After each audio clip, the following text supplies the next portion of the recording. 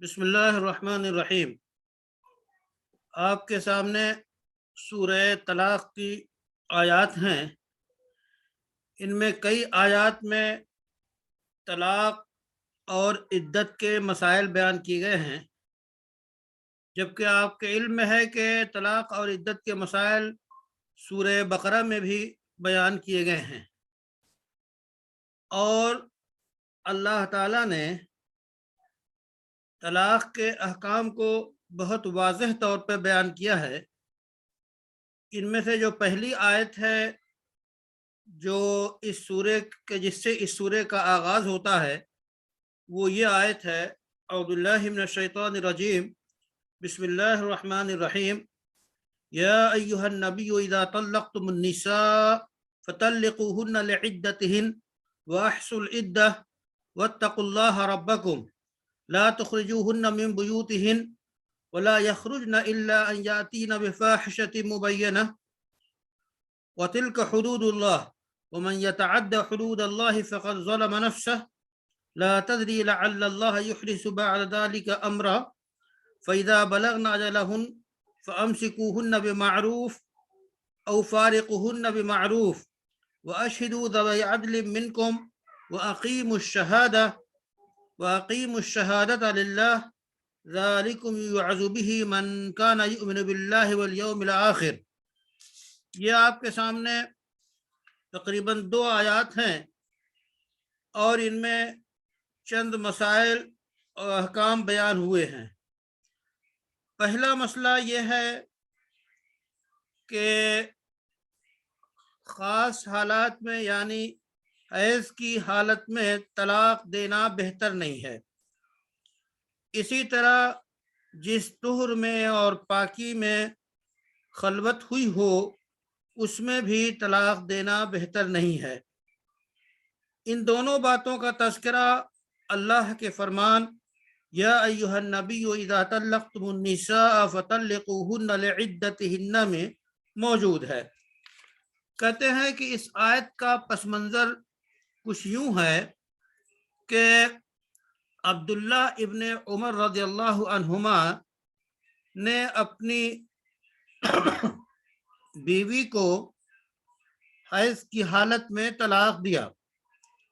تو رسول اللہ صلی اللہ علیہ وسلم نے انہیں حکم دیا کہ رجعت کر لیں،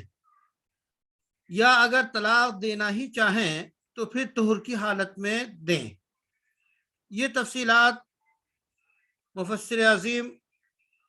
بیضاوی نے اپنی تفسیر میں نقل کی ہیں۔ اسی طرح علماء اور فقہاء اس بات کے قائل ہیں کہ صحیح ترین قول یہ ہے کہ اگر حیض کی حالت میں طلاق دی گئی تو واجب ہے کہ رجوع کر لے۔ اس کے بعد اس آیت کریمہ میں خطاب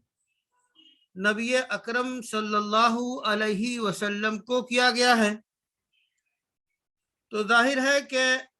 آپ صلی اللہ علیہ وسلم سے خطاب خاص ہے، اور اس کے بعد تمام مومنوں کو اس کا حکم ہے، اس لیے کہ آپ مقتدا ہیں تو آپ کو خطاب کرنا گویا پورے امہ کو خطاب کرنا ہے۔ یا مفسرین یہ کہتے ہیں کہ یہ سب کے لیے حکم اور کلام عام ہو، بئی معنی کہ یا ایہا النبی والذین آمنوا اذا طلقتم النساء، اس عبارت کو اس پر محمول کریں، یا یہ کہ یہ کہیں کہ یا ایہا النبی قل للمؤمنین۔ تو بہرحال واضح ہے، عرب سمجھتے ہیں کہ رسول اکرم صلی اللہ علیہ وسلم کو خطاب ہے تو ظاہر ہے کہ آپ کے لیے خاص نہیں ہے بلکہ پوری امت کے لیے ہے، اللہ یہ کہ کوئی دلیل ہو کہ آپ ہی کے لیے وہ حکم خاص ہو تو اس کا مسئلہ الگ ہے۔ اب اس کے بعد یہ کہ اس آیت کریمہ سے استدلال کس طریقے پر کیا جائے، تو اللہ جو یہ فرمان ہے فَطَلِّقُوهُنَّ لِعِدَّتِهِنَّ، اب یہ اس کا مطلب کیا ہے؟ یعنی ایسے وقت میں طلاق دو کہ وہ عدت گزار سکیں، اپنی عدت کا آغاز کر سکیں، اور ایک قرات ہے فی قبول عدتہن، یعنی عدت سے پہلے ہی طلاق دو تاکہ وہ عدت گزار سکے، شمار کر سکے۔ اور یہ کب ہوگا؟ جب کہ عدت کے ایام سے پہلے طلاق دی گئی ہوگی، اور وہ طلاق یقیناً ایسی طہر اور ایسی پاکی کی حالت میں ہوگی جس میں قربت اور وطی نہ ہو۔ کیوں؟ اس لیے کہ عدت جو ہے 3 حیض ہے، 3 مرتبہ 3 مہینے، تو اب اگر اس حالت میں طلاق دیتا ہے تو پھر گنتی ممکن نہیں ہے۔ کیوں؟ اس واسطے کہ جس میں دیا ہے اگر اس کو شمار کریں گے تو 2.5 ہوگا، اور اگر اس کو شمار نہیں کریں گے تو 3.5 ہوگا، جبکہ 3 ہی ہے عدت، تو یا تو گھٹے گی یا بڑھے گی۔ اس واسطے کیوں؟ اس واسطے کہ یہ ایام یا حیض جو ہے یہ تجزی کو قبول نہیں کرتے، تاکہ دوسرے میں آدھا اس میں اور آدھا دوسرے میں سے جوڑ کر پورا بنا لیا جائے۔ تو گویا اب حاصل یہ نکلا کہ طہر میں عدت دی جائے گی، یہ طلاق ہوگی، اور وہ بھی ایسے طہر میں جس میں مقاربت نہ ہو۔ کہتے ہیں اسی طرح اگر طہر میں طلاق دیا جس طہر میں قربت ہوئی ہے، تو اب مسائل بدلیں گے کہ ممکن ہو کہ اس قربت کی بنیاد پہ یہ حاملہ ہو جائے۔ اگر حاملہ ہو گئی تو پھر حاملہ کی عدت بالکل الگ ہے، یا حاملہ نہیں ہے تو پھر اس کا اعتبار جو ہے وہ 3 مہینے سے کیا جائے، 3 حیض سے کیا جائے، تو یہ شکار ہو جائے گی تذبذب کا۔ اس لیے ایسے طہر میں جس میں خلوت ہو، جس میں جمع بھی ہو، وطی بھی ہو، تو اس میں بھی طلاق نہیں دینی چاہیے۔ تو ایسی صورت میں ورنہ وہ خاتون معلقہ بن کے رہ جائے گی، معتدہ بن کے نہیں رہے گی۔ یہ گویا فقہا اور مفسرین کے کلام سے یہ بات واضح ہوتی ہے، اور یہ بھی مراد ہے کہ اس سے مراد وہ خواتین ہیں جن کے ساتھ نکاح، عقد نکاح کے ساتھ ساتھ خلوت اور قربت بھی ہو چکی ہو۔ کیوں؟ اس واسطے کہ اگر منکوحہ جو ہے وہ انتہائی صغیرہ ہے، بچی ہے، کہ ابھی وہ ان ایام سے گزر نہیں رہی ہے، یا یہ کہ وہ عمر دراز ہے کہ اب اسے ایام آتے ہی نہیں، یا یہ کہ حاملہ ہے، تو یہ تینوں جو ہیں، بلکہ ایک اور وہ خاتون جو کہ غیر مدخول بہا ہے، کہ صرف عقد ہوا ہے اور اس کے ساتھ خلوت نہیں ہوئی ہے، تو یہ 4 خواتین ایسی ہیں کہ ان کی عدت نہیں ہے، اور باقی خواتین ایسی ہیں کہ یہ یعنی غیر مدخول بہا جو ہے اگر اسے طلاق دیا تو اسے عدت نہیں ہے۔ بقیہ 3 جو ہیں، صغیرہ ہو یا عائسہ ہو یا حاملہ ہو، ان سب کو جو ہے طلاق کا وہ مسئلہ واضح ہے، ان پہ جو ہے کہ مہینے سے ان کی ایام گزارے جائیں گے۔ اور بقیہ وہ خواتین جن کو ایام آتے ہی نہیں یا جو غیر مدخول بہا ہے، تو ان کو طلاق حیض کی حالت میں دی جا سکتی ہے، اور بقیہ لوگوں کو وطی کے بعد بھی طلاق دی جا سکتی ہے، یعنی جن کو حمل کی امید ہی نہ ہو، جو تفصیلات بتائی گئیں۔ تو گویا یہاں پہ مسئلہ یہ ہے، مزید تفصیل سمجھیں کہ طلاق کی ایک قسم ہے احسن۔ وہ کیا ہے؟ وہ یہ کہ طہر، ایسے طہر میں جس میں وطی نہ پائی جائے، اس میں صرف ایک طلاق دی جائے، یہ طلاق احسن ہے۔ اور دوسری جو ہے وہ طلاق حسن ہے، وہ یہ ہے کہ ایک ہی طلاق ہو اور وہ اس کے لیے جس سے دخول نہیں ہوا ہے، چاہے وہ حالت حیض میں ہو، تو یہ طلاق طلاق حسن کہلاتی ہے، اور تیسری کہ وہ دخول اس سے ہوا ہو، مدخول بہا ہو، اور حیض ایام بھی آتے ہوں، تو ایسے کو اگر تو ان کی جو تفریق ہوگی، ظاہر ہے کہ 3 طلاق دی گئی تو 3 طہر میں، یعنی ہر طہر میں 1 طلاق، دوسرے میں دوسری، تیسرے میں تیسری، تو اس میں اور ان تینوں میں خلوت اور وطی نہیں پائی گئی، تو یہ طلاق کی قسم ہے۔ اور اگر کہتے ہیں کہ اگر تفریق ہو اس معنی کر، تو 3 مہینے میں 3 طلاق، یعنی اگر ایک طلاق دے اور ایام نہ آتے ہوں تو چاہے وہ وطی کے بعد ہوں تب بھی یہ طلاق مانی جائے گی، تو یہ سب طلاق حسن کے ذیل میں آتی ہیں۔ البتہ طلاق بدعی وہ طلاق ہے جو ایام میں ہو، یعنی حیض کی حالت میں ہو، یا ایسے طہر میں ہو جس میں وطی پائی گئی ہو، چاہے 1 طلاق ہو، چاہے 2 ہو، چاہے 3 ہو، یہ سب کے سب جو ہے طلاق بدعی کہلائیں گی، اور چاہے ان کے بیچ قربت اور خلوت ہو یا نہ ہو۔ البتہ سادات شافعیہ کہتے ہیں کہ طلاق میں عدد کا اعتبار نہیں ہے حسن اور احسن اور ہونے کا، بلکہ طلاق میں اعتبار اصل ہے سنت طریقہ کیا ہے شوافع کے نزدیک، وہ یہ ہے کہ طلاق دی جائے ایسی طہر میں جس میں وطی نہ ہو۔ ان کے ہاں بجائے احناف کا مسلک جو ہے وہ طہر کی ضد میں، یعنی حیض میں، اور اس کے شوافع کے نزدیک جو ہے طہر میں طلاق دی جائے جس میں وطی نہ ہو، اگرچہ اس میں 3 طلاق دے یا 2 طلاق دے تو بھی طلاق بدعت نہیں کہلائے گی۔ صاحب کشاف نے کہا کہ امام مالک ابن انس کہتے ہیں کہ میں سنت کے مطابق طلاق صرف 1 طلاق کو سمجھتا ہوں، اور وہ 3 طلاق کو ناپسند کرتے تھے، چاہے ایک ساتھ ہو چاہے الگ الگ ہو، ایک ساتھ یا الگ الگ 3 طلاق کو ناپسند کرتے تھے۔ فقہا کی اصطلاح میں اسے مکروہ کہتے ہیں۔ البتہ ابو حنیفہ اور ان کے اصحاب اس بات کے قائل ہیں کہ 1 سے زیادہ اگر طلاق ایک طہر میں دی گئی ہے تو یہ مکروہ ہے، اور اگر مختلف طہر میں الگ الگ دی گئی ہے تو مکروہ نہیں ہے۔ اس کے بعد امام شافعی کے فرماتے ہیں کہ 3 طلاق دینے میں کوئی حرج نہیں ہے، اور فرماتے ہیں کہ طلاق کے عدد کے بارے میں کوئی سنت اس سلسلے میں منقول نہیں ہے، نہ بدعت منقول ہے، بلکہ نفس طلاق مباح ہے۔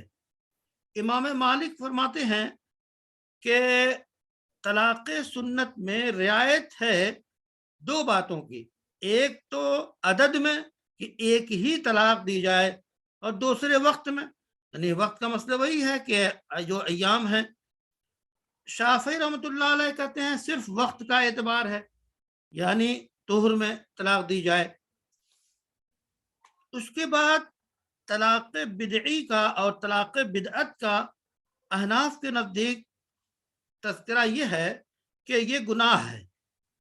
طلاق بدعت جو ہے یہ باعث گناہ ہے۔ سعید ابن مسیب اور تابعین کی ایک جماعت تو یہاں تک اس کی قائل ہے کہ طلاق بدعت واقع ہی نہیں ہوتی، اور امام محمد اور امام ظفر سے روایت ہے کہ حاملہ کو صرف ایک ہی طلاق دینا سنت ہے، اور مدخول بہا کو طلاق بائن دینا صحیح روایات کے مطابق فقہا کے نزدیک جو ہے وہ مکروہ ہے، یعنی مدخول بہا کو طلاق بائن دینا صحیح روایات کے مطابق احناف کے ہاں مکروہ ہے۔ تو گویا یہ مذاہب کا خلاصہ ہے۔ مزید برآں امام شافعی رحمۃ اللہ علیہ فرماتے ہیں کہ اس آیت کا مطلب ہے، یعنی فَطَلِّقُوهُنَّ فِي عِدَّتِهِنَّ، یعنی اس سے مراد جو ہے طہر ہے، کیوں؟ اس واسطے کہ لام جو ہے وقت کے لیے آتا ہے۔ تو اس آیت سے استدلال کرتے ہیں سیدنا امام شافعی کہ وہ خواتین جن کو طلاق دی گئی ہو اور وہ حالت حیض میں ہو تو ان کی طلاق 3 طہر ہے ان کی عدت، نہ کہ 3 حیض۔ اور وہ کہتے ہیں کہ قروء سے مراد جو ہے طہر ہے نہ کہ حیض۔ یہ قدیم بہت عرصے سے آپ یہ بات پڑھتے چلے آئے ہیں کہ اللہ کا فرمان ثلاثۃ قروء سے مراد شوافع کے نزدیک طہر ہے، اور اس سلسلے میں سوال و جواب سورہ بقرہ میں گزر چکا ہے۔ اور اللہ نے یہاں حکم دیا ہے عدت کے شمار کرنے کا مردوں کو، وَأَحْصُوا الْعِدَّةَ، عدت شمار کرنے کا حکم مردوں کو دیا گیا ہے۔ تو کہتے ہیں کہ یہ بربنا احتیاط ہے۔ ان کا تبصرہ یہ ہے کہ خواتین جو ہے گنتیوں اور عادت کے یاد رکھنے میں اس قدر ان کو جو ہے استحضار نہیں ہوتا جتنا مردوں کو ہوتا ہے۔ بہرحال یہ تجربے کی بات ہے، ورنہ ظاہر ہے کہ وہ خواتین جو پڑھی لکھی ہیں اور ان چیزوں سے واقف ہیں تو ظاہر ہے ان کے مسائل الگ ہیں۔ عام معاشرے اور ہر طرح کے سماج کو سامنے لے کر ان چیزوں میں مردوں کو استحضار زیادہ ہوتا ہے، تو گویا یہ ایک بات بتائی گئی ہے۔ اور مطلب یہ ہے کہ عدت کو منضبط رکھو اور باقاعدہ شمار کرو کہ کب طلاق دی گئی اور کب سے عدت شروع ہوئی، ایک ایک دن ایک ایک رات اس کو شمار کی جائے تاکہ مکمل 3 جو عدت ہے وہ مکمل ہو۔ اور فرمایا گیا وَاتَّقُوا اللَّهَ رَبَّكُمْ، کہتے ہیں کہ عدت کے ایام کے شمار اور انضباط کے بارے میں اللہ سے ڈرتے رہو کہ کہیں ایسا نہ ہو کہ عدت جو ہے لمبی ہو جائے یا تو عورتوں کو نقصان پہنچے۔ یعنی آپ نے 1 مہینہ ختم کر دیا اور آگے بڑھا دیا تو اس سے خواتین کو نقصان پہنچے گا۔ تو گویا اس سلسلے میں پہلی بات یہ نقل کی گئی ہے آپ کے اس آیت کے بارے میں، گویا پہلا مسئلہ اور پہلی بحث یہ ہے۔ اس کے بعد بھی دوسری بحث ہے۔ وہ دوسری بحث کیا ہے؟ وہ کہتے ہیں کہ وہ خاتون جسے طلاق دی گئی ہے اور وہ عدت کے حالت میں ہے تو اس خاتون کو شوہر کے گھر سے نکالنا اور نکلنا دونوں منع ہے۔ یعنی شوہر اس خاتون کو نکال بھی نہیں سکتا ہے اور نہ یہ کہ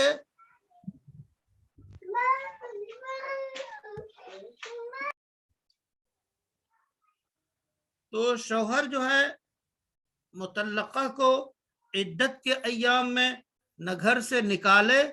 اور نہ عورت خود گھر سے نکلے۔ یہ دونوں چیزیں اللہ کے اس فرمان میں موجود ہیں کہ لا تخرجوہن من بیوتہن ولا یخرجن، یعنی نہ تو شوہر ان کے گھروں سے طلاق کے بعد نکالیں یہاں تک کہ ان کی عدت گزر جائے۔ جب عدت گزر جائے گی تو پھر وہ اجنبیہ ہو جائے گی، اور نہ وہ خود سے نکلیں الا ان یاتین بفاحشۃ مبینہ، ہاں اگر عورتوں کی طرف سے نامناسب بات ہوئی ہو، نامناسب عادت کے وہ شکار ہوں، تو ایسی صورت میں وہ ان کو نکالا بھی جا سکتا ہے اور وہ بھی نکل بھی سکتی ہیں۔ مثلا کوئی ان کے اندر ظاہری برائی پائی جائے، عادت پائی جائے ایسی جس سے کہ حد واجب ہو جائے، مثلا بدکاری کا شکار ہو جائے، یا یہ کہ چوری کر لیں تو حد جاری کی جائے، تو ایسی صورت میں اس مقصد کے لیے حد کو جاری کرنے کے لیے ان کو گھر سے نکالا جائے گا۔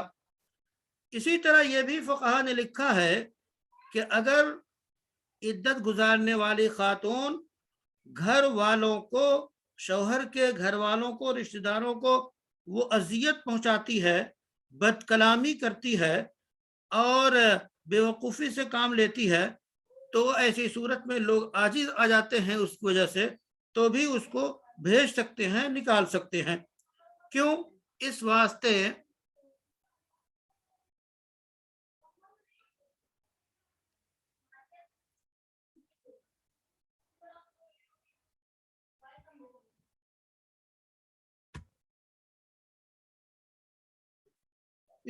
کہ یہ ناشزہ کے حکم میں ہے، اور ناشزہ کے بارے میں معلوم ہے کہ اس کا نفقہ شوہر کے ذمہ نہیں رہ جاتا۔ بہرحال اس پہ گفتگو کی گئی، بقیہ گفتگو انشاءاللہ آئندہ کی جائے گی۔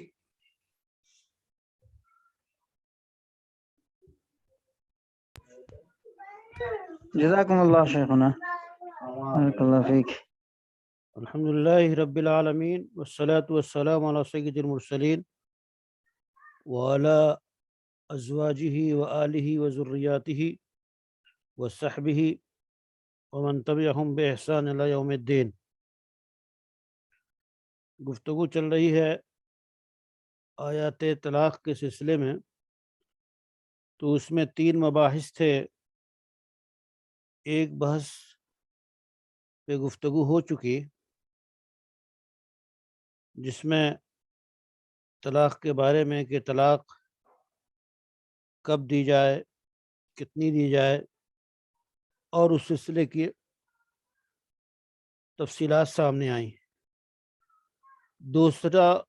مبحث یا دوسری گفتگو اس سلسلے میں یہ ہے کہ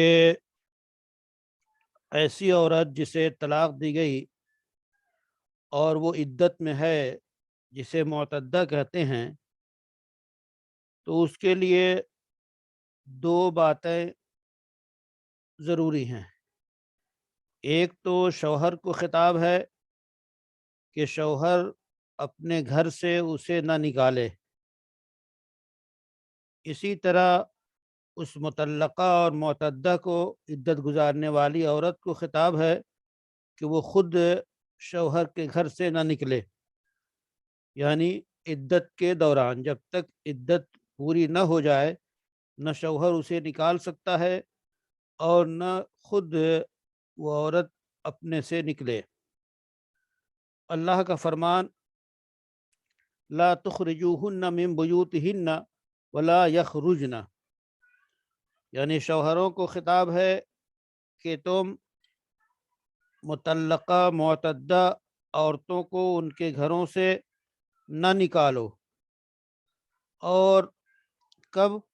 جب کہ طلاق ہو جائے، فراق ہو جائے، یہاں تک کہ ان کی عدت گزر جائے، یعنی عدت شوہر کے گھر میں گزارنا ضروری ہے۔ تو نہ شوہر ان عورتوں کو بے دخل کرے گھر سے، رہائش سے، اور نہ وہ عورتیں اپنے طور پہ خود نکلیں۔ ہاں استثنائی صورت ہے، الا ان یاتین بفاحشۃ مبینہ، مگر ان کا کوئی ایسا کردار سامنے آ جائے تو اس کردار کی وجہ سے انہیں نکالا جا سکتا ہے۔ اس کردار کی تفسیر یعنی بفاحشہ مبینہ کی تفسیر میں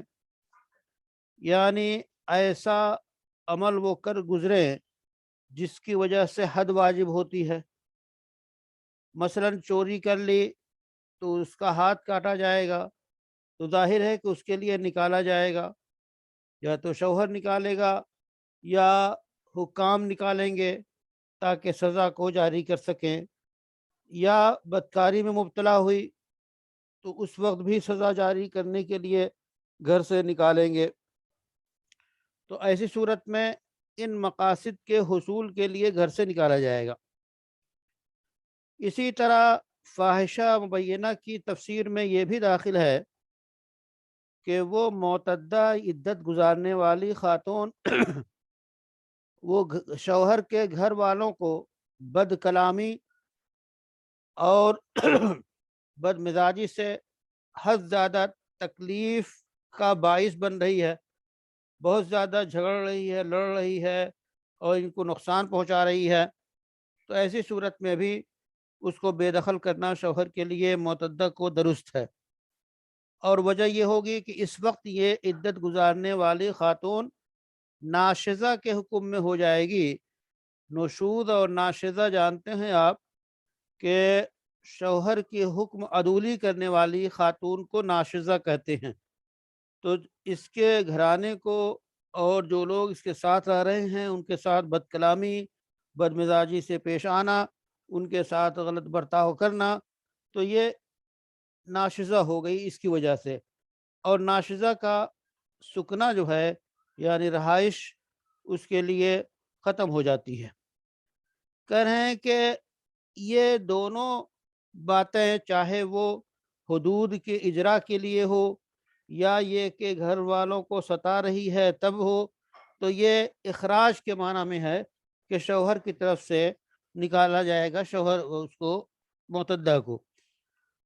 اور یہ بھی ہے کہ نکلنے کے معنی میں مبالغتاً ہو، یعنی یہ گویا نکالنے والی جو چیز ہے وہ بد کرداری ہے، وہ فاحشہ ہے، یعنی اس فاحشہ چاہے وہ فاحشہ بمعنی بدکاری اور حد کو واجب کرنے والے اسباب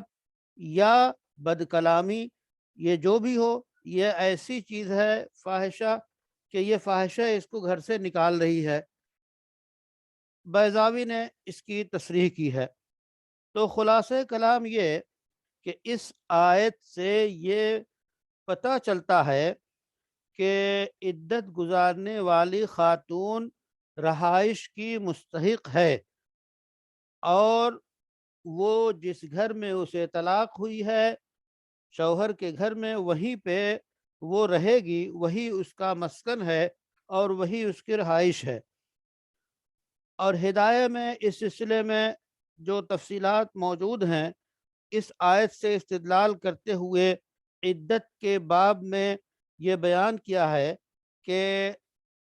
جس خاتون کو طلاق دی گئی وہ گھر سے نہ نکلے۔ اور اس کے بعد صاحب ہدایہ نے یہ بھی فرمایا کہ یہاں پہ فاحشہ مبینہ کی تفسیر نفس خروج ہے، یعنی گویا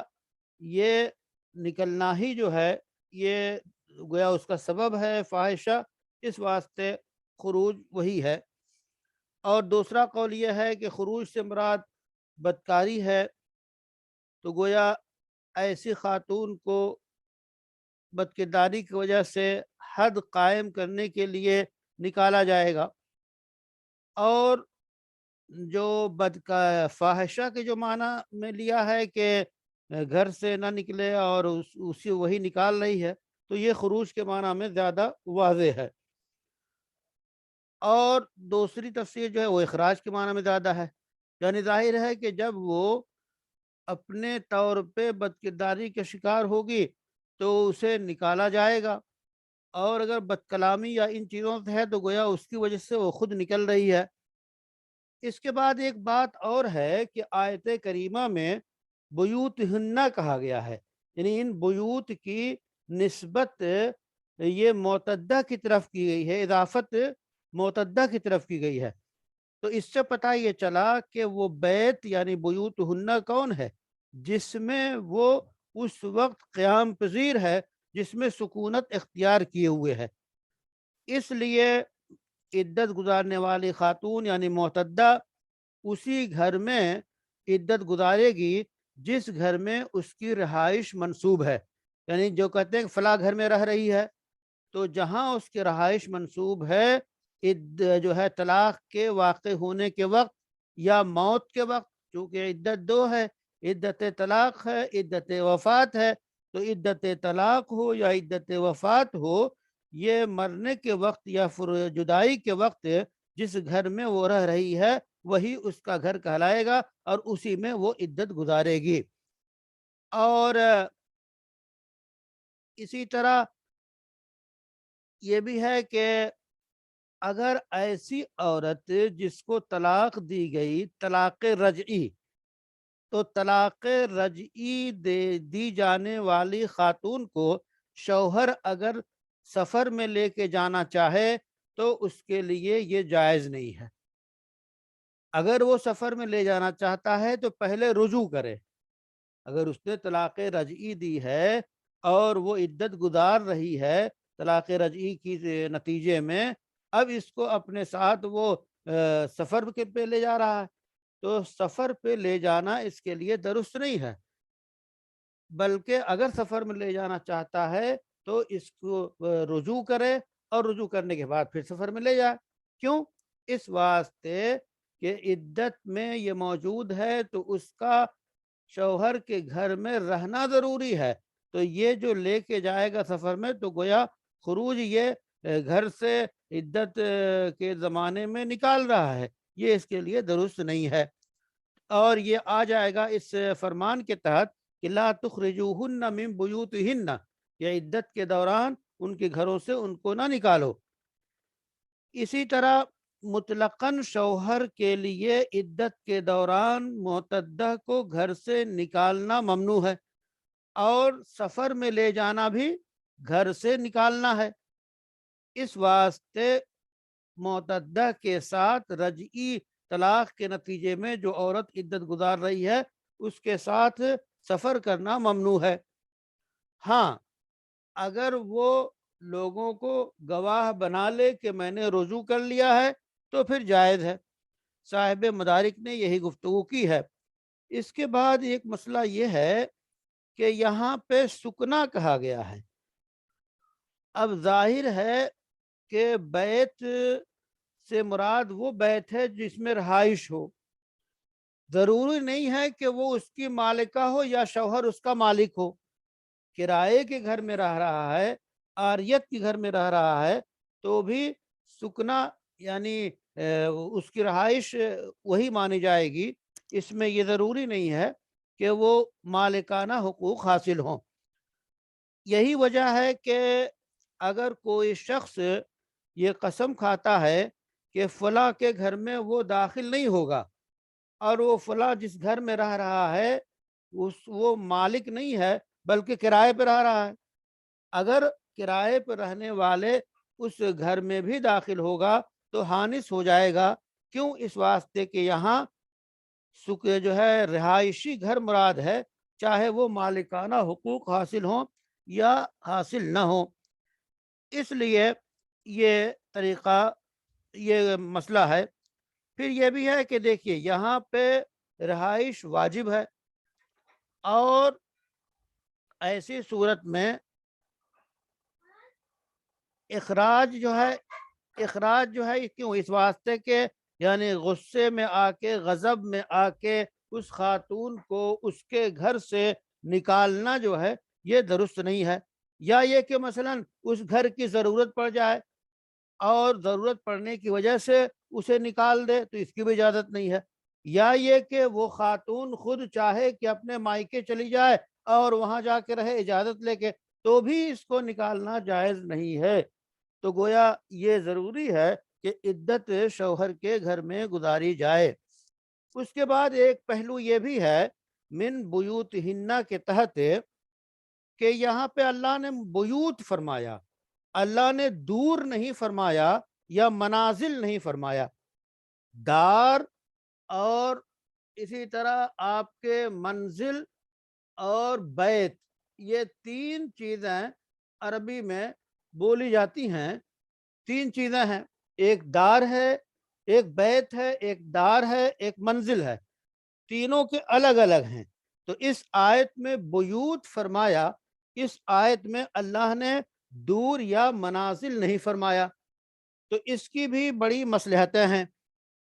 اور وہ اس واسطے کہ بیت ما یبات فیہ اللیلہ، بیت کہتے ہیں جس میں رات گزاری جا سکے، اور دار کہتے ہیں اسے جس میں اور زیادہ جو ہے سہولتیں ہیں ہوں، مرافق ہوں،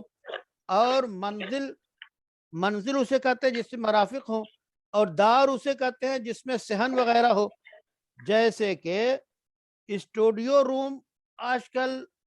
اصطلاح میں ہے کہ ایک ہی شخص اس میں رہ سکتا ہے، تو گویا جو بیوی کو، زوجہ کو جو رہائش دینا ضروری ہے وہ ایسا کمرہ ہو جس میں وہ تالا بند کر کے اپنے اختیار سے رہ سکتی ہو، اتنا کہ یہ رہائش دینا واجب ہے، تو اسٹوڈیو روم کہا جائے گا آج کی اصطلاح میں، اور منزل آج کی اصطلاح میں جو ہے وہ فلیٹ کو کہیں گے، اور آپ کے دار جو ہے وہ ذرا اس سے بینگلو کو کہیں گے۔ تو آج کی اصطلاح میں اسٹوڈیو روم یا فلیٹ یا بینگلو، تو یہ ہر دور کے لحاظ سے گھروں کی تقسیم رہی ہے۔ تو اللہ نے یہاں فرمایا بیوت ہن، یعنی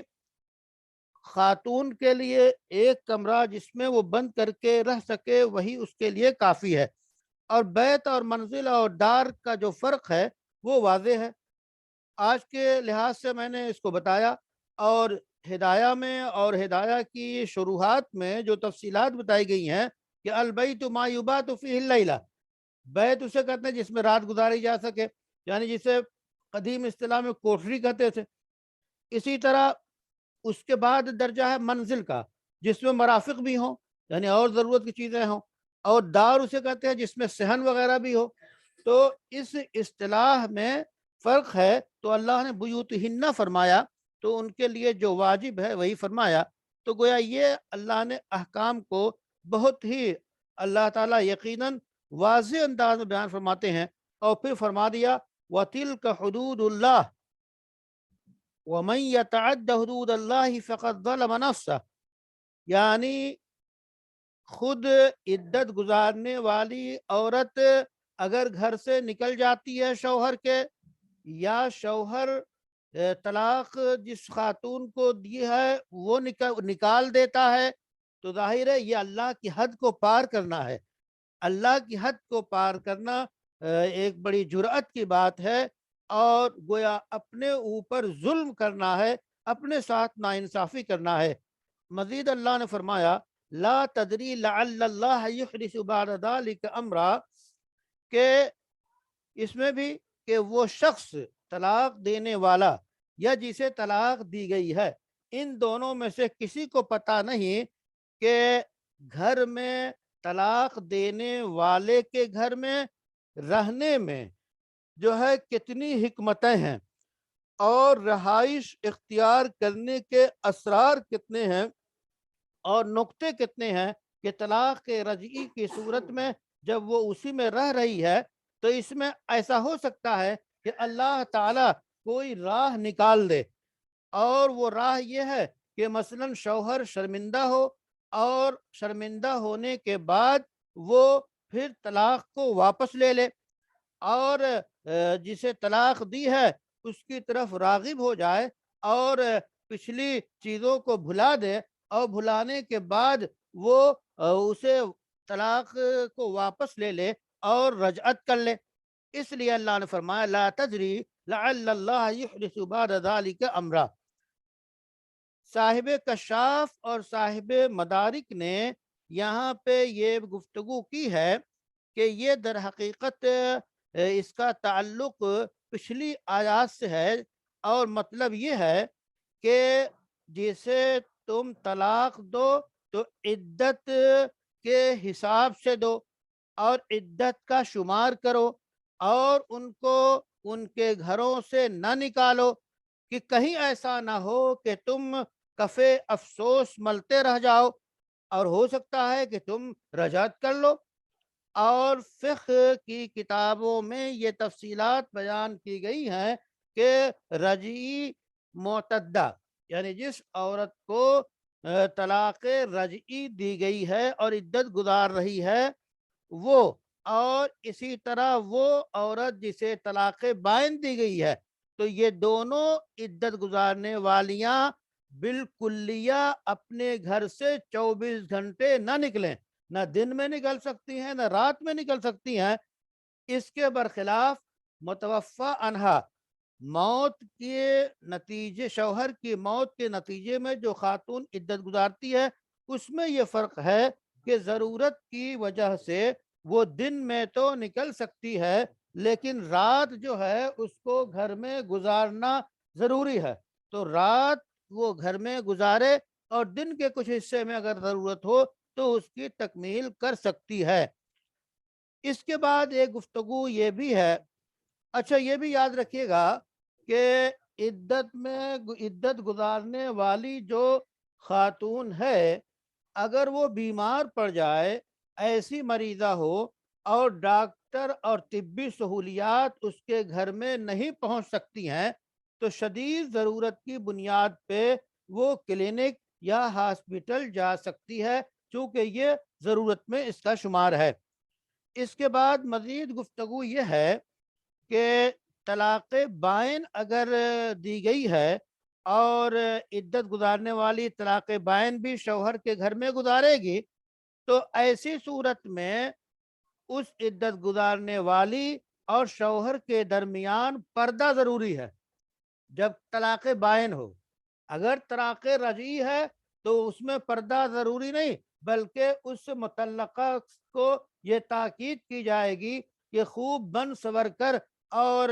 آرائش کر کے شوہر کے سامنے آئے کہ اس کے شکل و صورت اور اچھی بھا جائے اور وہ رجوع کر لے، تو اس کو تو یہ ہدایت ہے۔ لیکن طلاق بائن اگر ہے تو طلاق بائن کی صورت میں پردہ کرنا شوہر اور بیوی کے درمیان جس کو طلاق دی گئی ہے ضروری ہے۔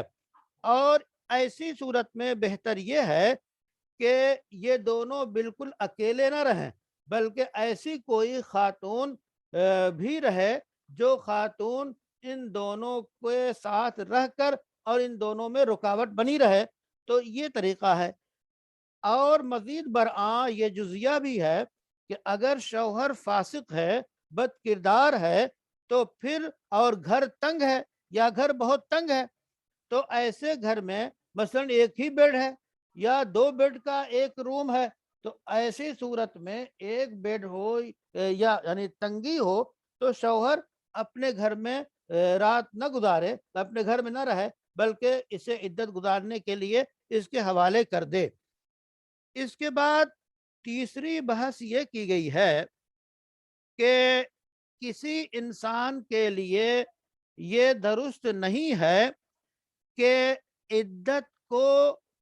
طول دے اور اس کے ذریعہ اپنی ازواج بیوی کو نقصان پہنچائے، جیسا کہ جاہلیت میں ہوتا تھا۔ وہ کیا کرتے تھے، بلکہ ضروری یہ ہے کہ عدت جب پوری ہونے لگے تو 2 باتوں میں سے کسی ایک کو اختیار کر لے، یا تو بہتر طریقے پہ اپنے گھر میں ملکہ بنا کے رکھے، یا یہ کہ بہتر طریقے پہ ایک مہمان کی طرح اسے رخصت کر دے، معلق نہ کرے کہ پھر اسے مثلا ایک طلاق اور دے دے اور عدت کو اور طویل کر دے۔ تو عدت کو طویل کرنا کسی عمل کی وجہ سے یہ جائز نہیں ہے، وہ حقوق نسواں کے بالکل خلاف ہے، بلکہ اس کی پاسداری یہی ہے کہ اگر بنتی ہے تو پھر سے وہ رجوع کر لے اور جیسے مسئلہ پہلے تھا ویسے رہے، یا یہ کہ عزت کے ساتھ اسے جو اس کے حق ہیں وہ دے کر اسے رخصت کر دے۔ اور یہ بات اللہ تعالیٰ نے فرمائی فَإِذَا بَلَغْنَا أَجَلَهُنَّ، یعنی جب عدت کے زمانہ قریب آ جائے عدت پوری ہونے کے لیے، تو فَأَمْسِكُوهُنَّ بِمَعْرُوفٍ، کہ انہیں یا تو بہتر طریقے پہ ان سے رجعت کر لو، منا لو اسے کہ جو ہوا سو ہوا، تشریف رکھیے، یا یہ کہ اور اب بہتر طریقے سے پھر زندگی نئی جو ہے شروع کرے اور دوسری طلاق دینے سے گریز کرے، یا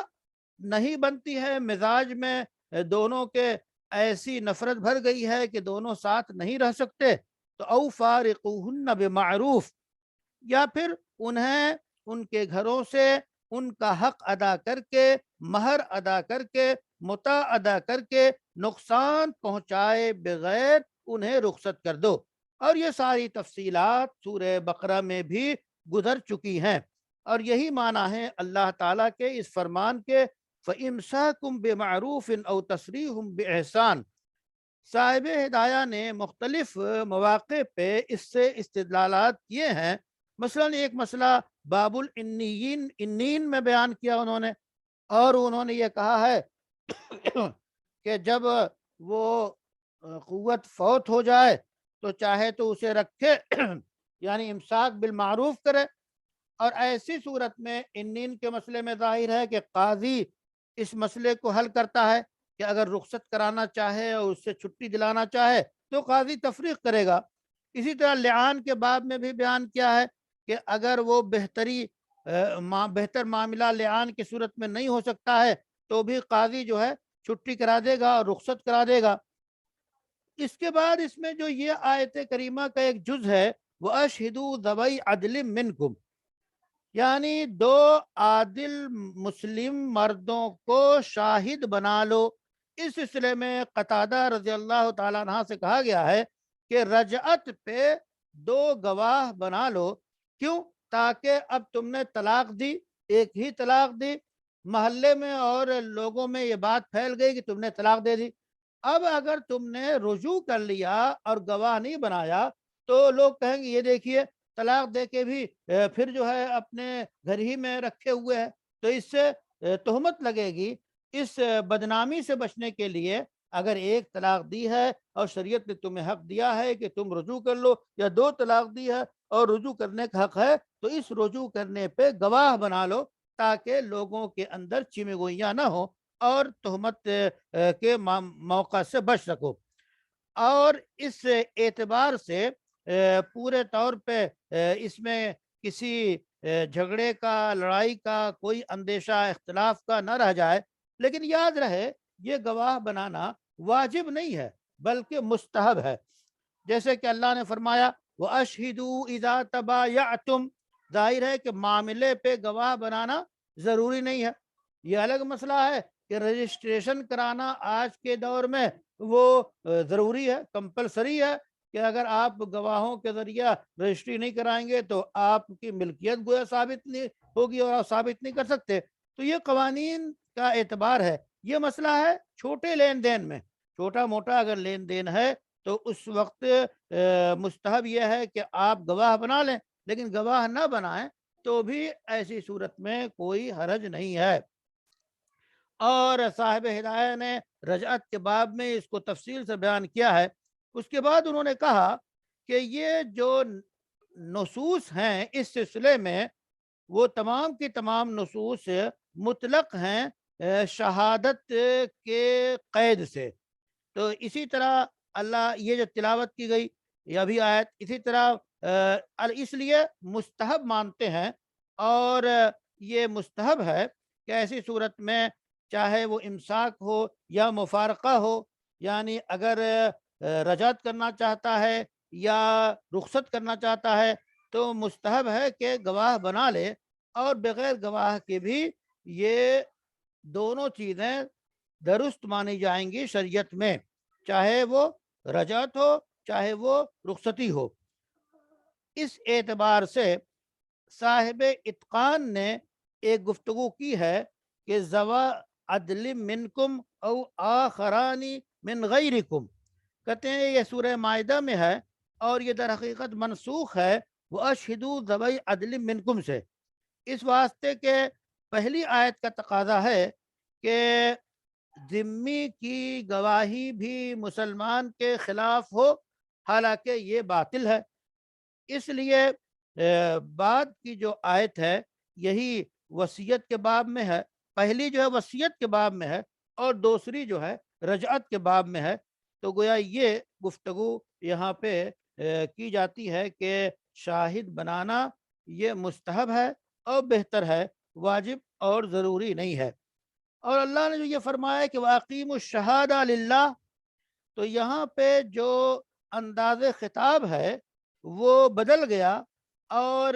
براہ راست جس کے لیے شہادت دی جائے یا جس کے خلاف شہادت دی جائے اس کا اظہار اس میں کیا گیا ہے۔ تو اس اعتبار سے یعنی حق کو قائم کرنے کے لیے اور ظلم کو دور کرنے کے لیے گواہان ہو۔ اور اللہ نے فرمایا ذالک یوعظ بہ، یہ وہ چیزیں ہیں کہ یہ وہ احکام ہیں طلاق کے بارے میں، عدت کے بارے میں، رجعت کے بارے میں اور رخصتی کے بارے میں اور گواہوں کے قائم کرنے کے بارے میں اور گواہی کے جو ہے سلسلے کو باقی رکھنے کے سلسلے میں، یہ وہ احکام ہیں کہ اللہ تمہیں ان چیزوں کی تاکید کرتا ہے من کان یؤمن باللہ والیوم الآخر، جو اللہ پہ ایمان رکھتا ہو اور آخرت کے دن پہ ایمان رکھتا ہو۔ ایسے موقع پر اللہ تعالیٰ کا حاضر و ناظر ہونا اور اس ایمان کو ظاہر کر کے ان احکام پہ عمل کے لیے گویا انسان کو تیار کیا جاتا ہے کہ دیکھو یہ ایسی ویسی چیز نہیں ہے، اللہ دیکھ رہا ہے، اللہ حاضر و ناظر ہے، اور تمہیں آخرت میں اپنے ہر عمل کا جواب دینا ہے۔ تو یہ دو چیزیں ایسی ہیں کہ ایک ادنا مومن بھی اگر یہ دو چیزیں اس کے سامنے رکھی جائے تو وہ کانپ اٹھے گا اور شریعت پہ عمل کرے گا۔ یہ ہے قرآن کا اسلوب اور قرآن کا انداز۔ تو اس میں ایک بات اس آیت سے یہ بھی پتہ چلتی ہے کہ شرائع کے یعنی احکام کے براہ راست جو ہے غیر مسلم جو ہیں وہ مخاطب نہیں ہیں دین کے احکام میں، بلکہ یہی احناف کا اور جمہور کا مسلک ہے، وہ اولی طور پہ ایمان کے مخاطب ہیں، ایمان لانے کے بعد پھر احکام شریعت کے جو ہے مخاطب ہیں۔ اور بھی استدلالات کیے گئے ہیں لیکن یہی احناف کا اور جمہور کا مسلک یہ ہے۔ لیکن اس سے غفلت کبھی نہیں ہونی چاہیے کہ ہم اپنے احکام دین میں جو اسرار، رموز، حکمتیں اور پورے طور پہ جو اس میں کشش، جاذبیت ہے، ان کو ہم غیر مسلموں کے سامنے اپنے عمل سے پیش کرتے رہیں تو وہ ادھر لپکیں گے، آئیں گے، نفرت ختم ہوگی، اور جو دین کے احکام ہیں اس کی طرف ان کا جو ہے دل مائل ہوگا۔ ہم اپنے کردار اور عمل سے ثابت کرتے رہیں۔ ایمان کی دعوت جو دی جاتی ہے اس کے جو اسباب، جو طریقے، جو ذرائع اور جو مطالبے شریعت کے ہیں ان سب کی تکمیل ہمیشہ حالات اور اوقات کے مطابق کرتے رہنا چاہیے۔ تو گویا یہ تین بحثیں اس یہ دو تین آیتوں کے بارے میں کی گئیں، اور یہ تینوں بحثیں قابل توجہ ہیں، آیات سے اور احکام اس میں بیان کیے گئے ہیں، تو ان احکام کا لحاظ کرنا ضروری ہے۔ بسم اللہ الرحمن الرحیم۔ سورہ طلاق کی آیات کی تفسیر اور اس کے احکام کا تذکرہ چل رہا ہے۔ من جملہ ان احکام و مسائل کے ان خواتین کی عدت کا مسئلہ ہے جنہیں ایام نہیں آئے تھے، یعنی وہ حائضہ نہیں ہوتی، اب ان کی عدت کا کیا حکم ہے، اس سلسلے میں جو آیت کریمہ ہے اس پہ گفتگو کی جا رہی ہے۔ اعوذ باللہ من الشیطان الرجیم، بسم اللہ الرحمن الرحیم۔ واللائی یئسن من المحیض من نسائکم ان ارتبتم فعدتهن 3 اشہر واللائی لم یحضن وأولاة الأحمال أجلهن أن يضعن حملهن ومن يتق الله يجعل له من أمره يسرا۔ تو یہ جو فرمان الہی ہے اس میں اگر ہم دیکھیں تو سورہ بقرہ میں ان مطلقات کی، ان طلاق دی ہوئی عورتوں کی عدت کا تذکرہ ہوا جنہیں حیض آتا ہے، اسی طرح ان خواتین کا تذکرہ ہوا جن کے شوہر کا انتقال ہو گیا، جسے متوفی عنہا کہتے ہیں۔ اس آیت میں ان خواتین کا بیان ہے جو مطلقات ہوں اور ان کی عدت کا مسئلہ کیا ہے، یعنی وہ حائضہ نہیں ہیں۔ اس حساب سے اگر تقسیم کریں تو یہ کل 3 قسمیں ہیں۔ کیوں؟ اس واسطے کہ حیض کا نہ آنا یا تو کبر سنی کی بنیاد پہ ہوتا ہے، یعنی عمر زیادہ ہو گئی ہے اس واسطے حیض آنا بند ہو گیا ہے، یا یہ کہ حمل کی وجہ سے حیض بند ہو جاتا ہے، یا یہ کہ بچی بالغ ہوئی عمر کے حساب سے لیکن اسے حیض آیا ہی نہیں۔ تو گویا یہ تین اسباب ہیں اور تین قسمیں ہیں ان حائضہ خواتین کی جنہیں حیض نہیں آتا۔ ان میں سے جہاں تک مسئلہ ہے پہلی دو قسم کا، تو ان کے بارے میں یہ ہے کہ ان کی عدت 3 مہینے ہے، اور وہ خاتون جن کا حیض بند ہو جاتا ہے عمر کی زیادتی کی بنیاد پہ، ان کا تذکرہ اس آیت میں ہے واللائی یئسن من المحیض، وہ خواتین جو حیض سے مایوس ہو گئی، یعنی اب عمر کی زیادتی کی وجہ سے انہیں حیض نہیں آتا۔ البتہ اس عمر کا اندازہ کہ جس میں خاتون آئسہ ہو جاتی ہے، یعنی اسے حیض اب نہیں آتا، بند ہو گیا، اس سلسلے میں کئی اقوال ہیں۔ ایک قول یہ ہے کہ 55 سال کی عمر میں آئسہ ہو جاتی ہے اور بند ہو جاتا ہے حیض۔ دوسرا قول ہے کہ 60 سال میں ایسا ہوتا ہے، جبکہ حقیقت یہ ہے کہ جب بند ہو جائے، عمر کے جس حصے میں بند ہو جائے، چاہے وہ 55 ہو چاہے وہ 60 ہو، تو اسی وقت سے اسے آئسہ مانا جائے گا۔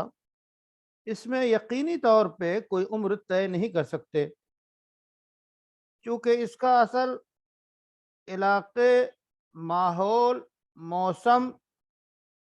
اور ملکوں کے آب و ہوا کے اور غذا، پانی جو ہے دانہ پانی کے اعتبار سے ان چیزوں کے اثرات پڑتے ہیں۔ بہت سی خبریں آئیں کہ 63 سال 72 سال کی عمر میں ایک خاتون حاملہ ہوئیں۔ ظاہر ہے کہ 72 سال کی عمر میں یا 65 64 سال کی عمر میں حاملہ ہونا اسی وقت ہوگا جب کہ حیض آتا ہوگا۔ تو اس لیے کوئی عام حالات یہی ہیں ہندوستان میں بھی کہ 50 سے اوپر، 50 اور 60 کے بیچ میں آئسہ ہوتی ہیں۔ تو یہ ایک اندازہ ہے، قطعی تو وہی ہے جو آئسہ ہو جائے، جس کی عمر پہنچ گئی ہو، اور اس میں جب آئسہ ہو جائے تو اسے آئسہ مانیں گے۔ تو ان کے بارے میں گویا واللائی یئسن من المحیض کہ عمر کی تعیین کرنا سالوں کے حساب سے یہ ایک مشکل ہے، اندازہ ہے، اور وہ یہی ہے کہ 50-60 کے بیچ میں، بسا اوقات 45 اور 50 کے بیچ میں بھی بہت سے واقعات ہیں۔ اب یہاں اللہ نے فرمایا ان ارتبتم، اس کی وجہ یہ ہے کہ صحابہ کو جو خاتون جو معتدہ، جو مطلقہ یا حائضہ نہ ہو، اس کے بارے میں شک تھا کہ ان کا کیا حکم ہے۔ تو انہوں نے رسول اللہ صلی اللہ علیہ وسلم سے سوال کیا کہ اے اللہ کے رسول، ان خواتین کی عدت کا مسئلہ تو ہمیں معلوم ہو چکا جنہیں حیض آتا ہے، لیکن وہ خواتین جنہیں حیض نہیں آتا ان کی عدت کیا ہے؟ یا یہ کہ وہ خواتین اور وہ بچیاں جو ایاس یعنی عمر کو آئسہ کی عمر کو پہنچ گئیں اور انہیں خون نہیں آتا، حیض نہیں آتا، تو ایسی صورت میں یہ دم حیض ہے یا دم استحاضہ ہے یا ان کا کیا حکم ہے، اس سلسلے میں سوال کیا گیا صحابہ کی طرف سے، تو جواب دیا گیا فعدتہن ثلاثۃ اشہر، کہ ایسی خواتین کی عدت جو ہے وہ 3 مہینے ہے۔ یہ تفصیل صاحب کشاف نے اور صاحب مدارک نے درج کی ہے۔ البتہ وہ خواتین جن کی عمر ہو گئی لیکن انہیں حیض آیا ہی نہیں، عمر کے حساب سے انہیں بالغ مان لیا گیا۔ آپ جانتے ہیں کہ 15 سال عمر متعین کی گئی ہے، بچے اور بچی کے اگر کوئی اثر ظاہر نہ ہو تو ان کی عمر جب 15 پہنچ جائے تو انہیں بالغ مانتے ہیں۔ اور آج کل آپ کے علم میں ہے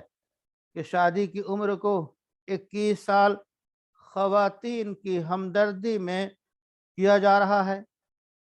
اب اس کی قانونی حیثیت کیا ہے وہ ایک الگ مسئلہ ہے۔ اسلام ولی کو اجازت دیتا ہے کہ عمر کے جس حصے میں بچی کا وہ نکاح کرنا چاہے، جیسی مصلحت ہو اس لحاظ سے وہ نکاح کر سکتا ہے، اس عمر کی کوئی تعین نہیں کی گئی ہے۔ یہ ہے اسلامی مسئلہ۔ All India Muslim Personal Law Board نے اخبارات میں اس مسئلے کو اٹھایا ہے۔ بہرحال تو وہ خواتین جو عمر کے حساب سے انہیں بالغ مانا جائے اور انہیں حیض نہیں آتا ہے، تو ان کا حکم اللہ تعالیٰ کے اس فرمان میں نقل کیا گیا کہ واللاتی لم یحزن، تو یہ واللائی لم یحزن، تو یہ واللائی جو ہے پہلے واللائی پہ واللائی یئسن من المحیض اس پر یہ عطف ہے، اور اس کا مطلب یہ ہے کہ وہ خواتین جنہیں حیض نہیں آتا تو ان کی عدت جو ہے وہ 3 مہینے ہے۔ اب یہ دونوں طرح کی خواتین کو یہ آیت شامل ہے کہ جو صغیرہ ہو، صغیرہ کو بھی حیض نہیں آتا۔ اب اگر صغیرہ سے کسی نے نکاح کر لیا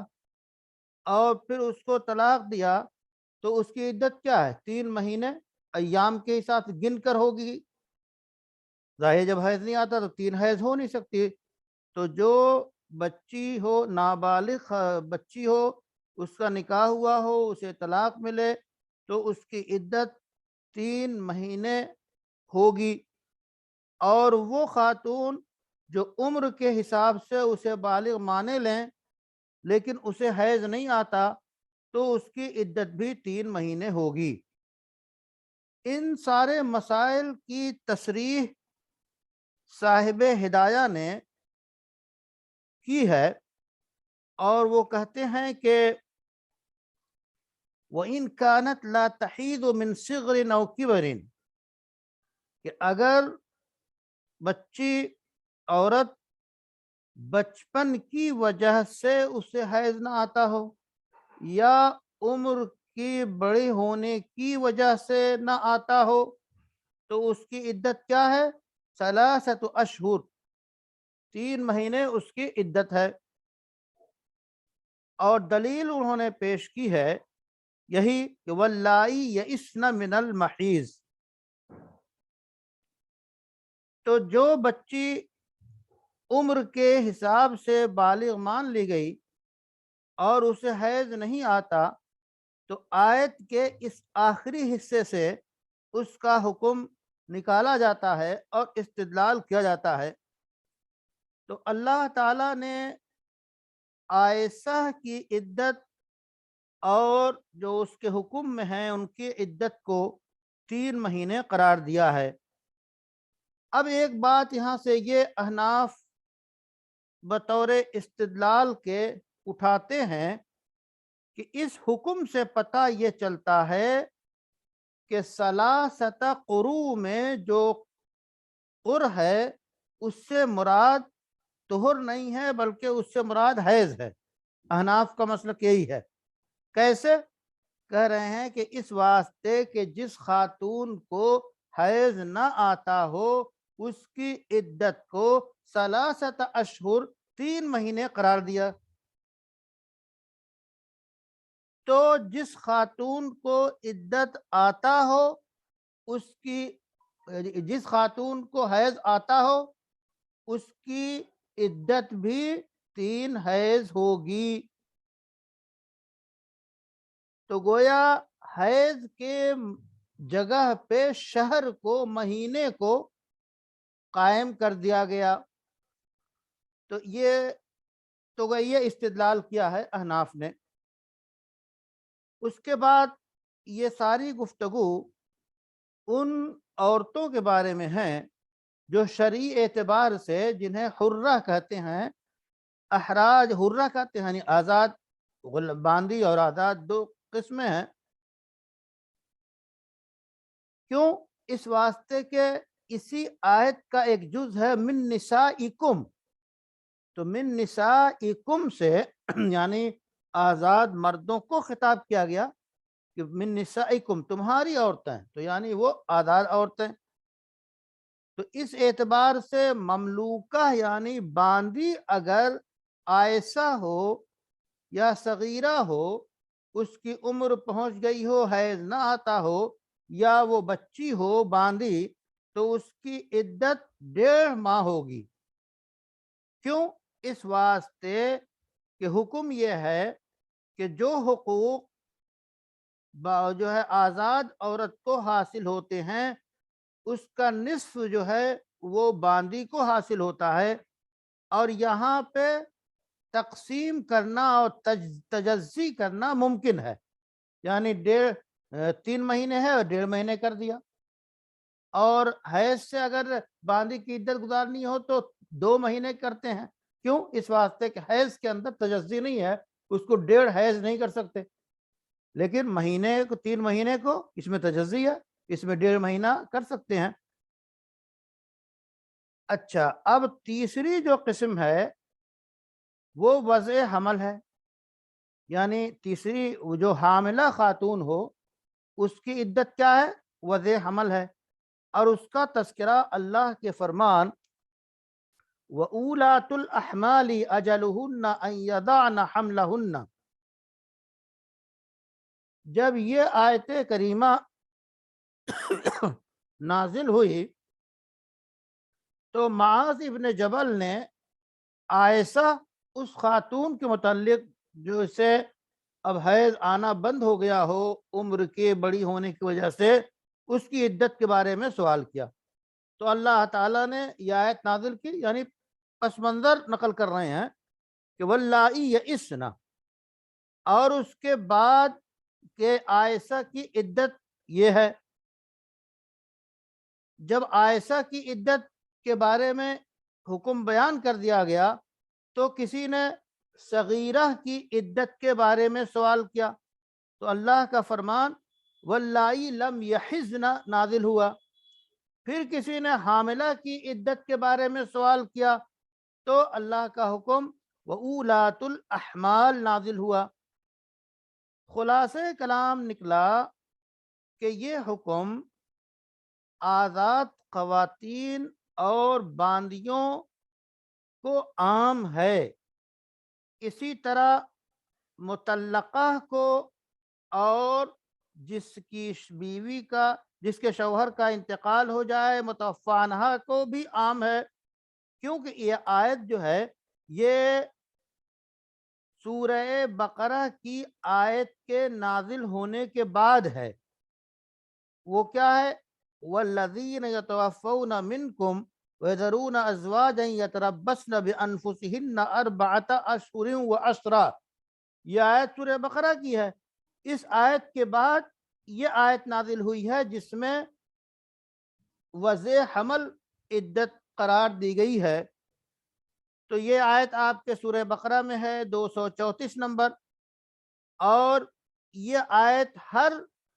متوفی عنہا کے مسئلے کو بیان کر رہی ہے چاہے وہ حاملہ ہو یا غیر حاملہ ہو. اگرچہ یہ آیت عام ہے لیکن یہ جو آیت ہے یہ آیت اس عموم سے اس کا استثناء ہو گیا اور خاص کر لیا گیا، اور حاملہ کی عدت جو ہے وہ وضع حمل قرار دی گئی. تو جو حاملہ نہ ہو اس متوفی عنہا کی عدت جو ہے 4 مہینے 10 دن ہے. اور اللہ نے فرمایا وَأُولَاتُ الْأَحْمَالِ، اسی طرح ازواجن، اسی طرح. تو یہ ساری چیزیں تعلیل بیان کی گئی ہے. اور اس سلسلے میں ایک واقعہ پیش آیا کہ بنت حارث نے شوہر کے انتقال کی چند دنوں بعد ہی اس کے یہاں ولادت ہو گئی. تو رسول اللہ صلی اللہ علیہ وسلم سے اس کا تذکرہ کیا تو آپ نے فرمایا کہ تمہاری عدت گزر گئی، اب تم شادی کر سکتی ہو. اور ظاہر ہے کہ یہ آیت بعد میں نازل ہوئی ہے، اور واقعہ طریقہ کیا ہے کہ تخصیص اور تعمیم، کہ تخصیص بعد میں آئی ہو تو اسی کا اعتبار ہوتا ہے. تو اس لحاظ سے عام سے جو ہے اس وضع حمل کو خاص کر لیا گیا. تو گویا یہ تفصیلات صاحب کشاف نے نقل کی ہے. اسی طرح البتہ عبداللہ ابن مسعود حضرت ابو ہریرہ سے روایت ہے، وہ روایت کرتے ہیں حضرت علی سے اور ابن عباس رضی اللہ عنہما سے. وہ کہتے ہیں کہ وہ خاتون جو متوفی عنہا ہے وہ عدت گزارے اب عدل اجلین سے، یعنی جو مدت لمبی ہو اس سے عدت گزارے. اگر حمل جو ہے 4 مہینے 10 دن سے زیادہ ہے تو حمل سے گزارے عدت، اور اگر حمل پہلے ہو جائے اور 4 مہینے 10 دن نہیں ہوئے ہیں تو 4 مہینے 10 دن عدت گزارے. لیکن ظاہر ہے کہ اس کی تفصیلات سورہ بقرہ کی ان آیات میں تفصیل سے بیان کی جا چکی ہے کہ جمہور کا مسلک یہی ہے کہ متوفی عنہا کی عدت اگر وہ حاملہ ہے تو وضع حمل ہے. اسی طرح صاحب ہدایہ نے صراحت کی ہے کہ اگر متوفی عنہا حاملہ ہے تو اس کی عدت جو ہے وضع حمل ہے، اور اس دلیل میں پیش کیا ہے اسی آیت کو وَأُولَاتُ الْأَحْمَالِ أَجَلُهُنَّ أَن يَضَعْنَ حَمْلَهُنَّ. اس کے بعد پھر باندی کے سلسلے میں گفتگو کی ہے. اور ابن مسعود کہتے ہیں کہ جو چاہے کہ سورہ نساء کے آغاز سورہ نساء خسرہ، ایک سورہ طلاق کا یہ بھی نام ہے، کہتے ہیں یہ سورہ بقرہ کے بعد نازل ہوئی ہے، اس واسطے عمل اسی پہ ہوگا. ایک مسئلہ یہ ہے کہ اگر ننھا وہ صغیر یعنی جو بالغ نہیں ہوا ہے اور اس کا نکاح ہو گیا ہے، اب اس کا اگر انتقال ہو جائے اور اس کی بیوی کو حاملہ پایا جائے تو اس کی عدت بھی وضع حمل ہوگی. سیدنا ابو حنیفہ اور سیدنا امام محمد کا مسلک یہی ہے، لیکن امام ابو یوسف کا مسلک یہ ہے کہ اس متوفی عنہا کی عدت 4 مہینے 10 دن ہوگی، اور یہی قول سیدنا امام شافعی رحمۃ اللہ علیہ کا ہے. اور ان دونوں ائمہ کی دلیل یہ ہے کہ یہ حمل جو ہے ثابت النسب نہیں ہوگا. جب بچہ ہے وہ صغیر ہے تو اس کی جو شادی ہوئی ہے، شادی ہونے کے بعد اس کی وفات ہو گئی، تو صغیر ہونے کی بنیاد پہ گویا وہ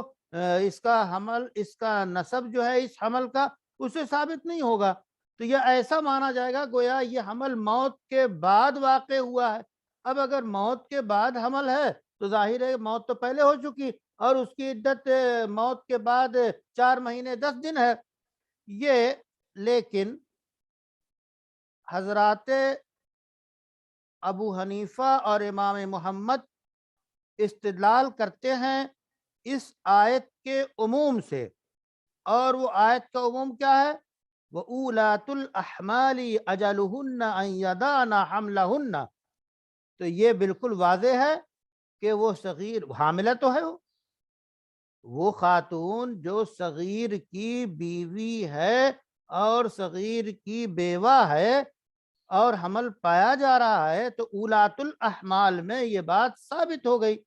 اور جہاں تک یہ گفتگو کرنا کہ حمل اس سے ثابت نہیں ہے، تو بہرحال یہ ایک الگ مسئلہ ہے، اس کو شہادتوں سے ثابت کرنا مشکل ہو جائے گا کہ احکام کیا ہیں، اور اس سلسلوں میں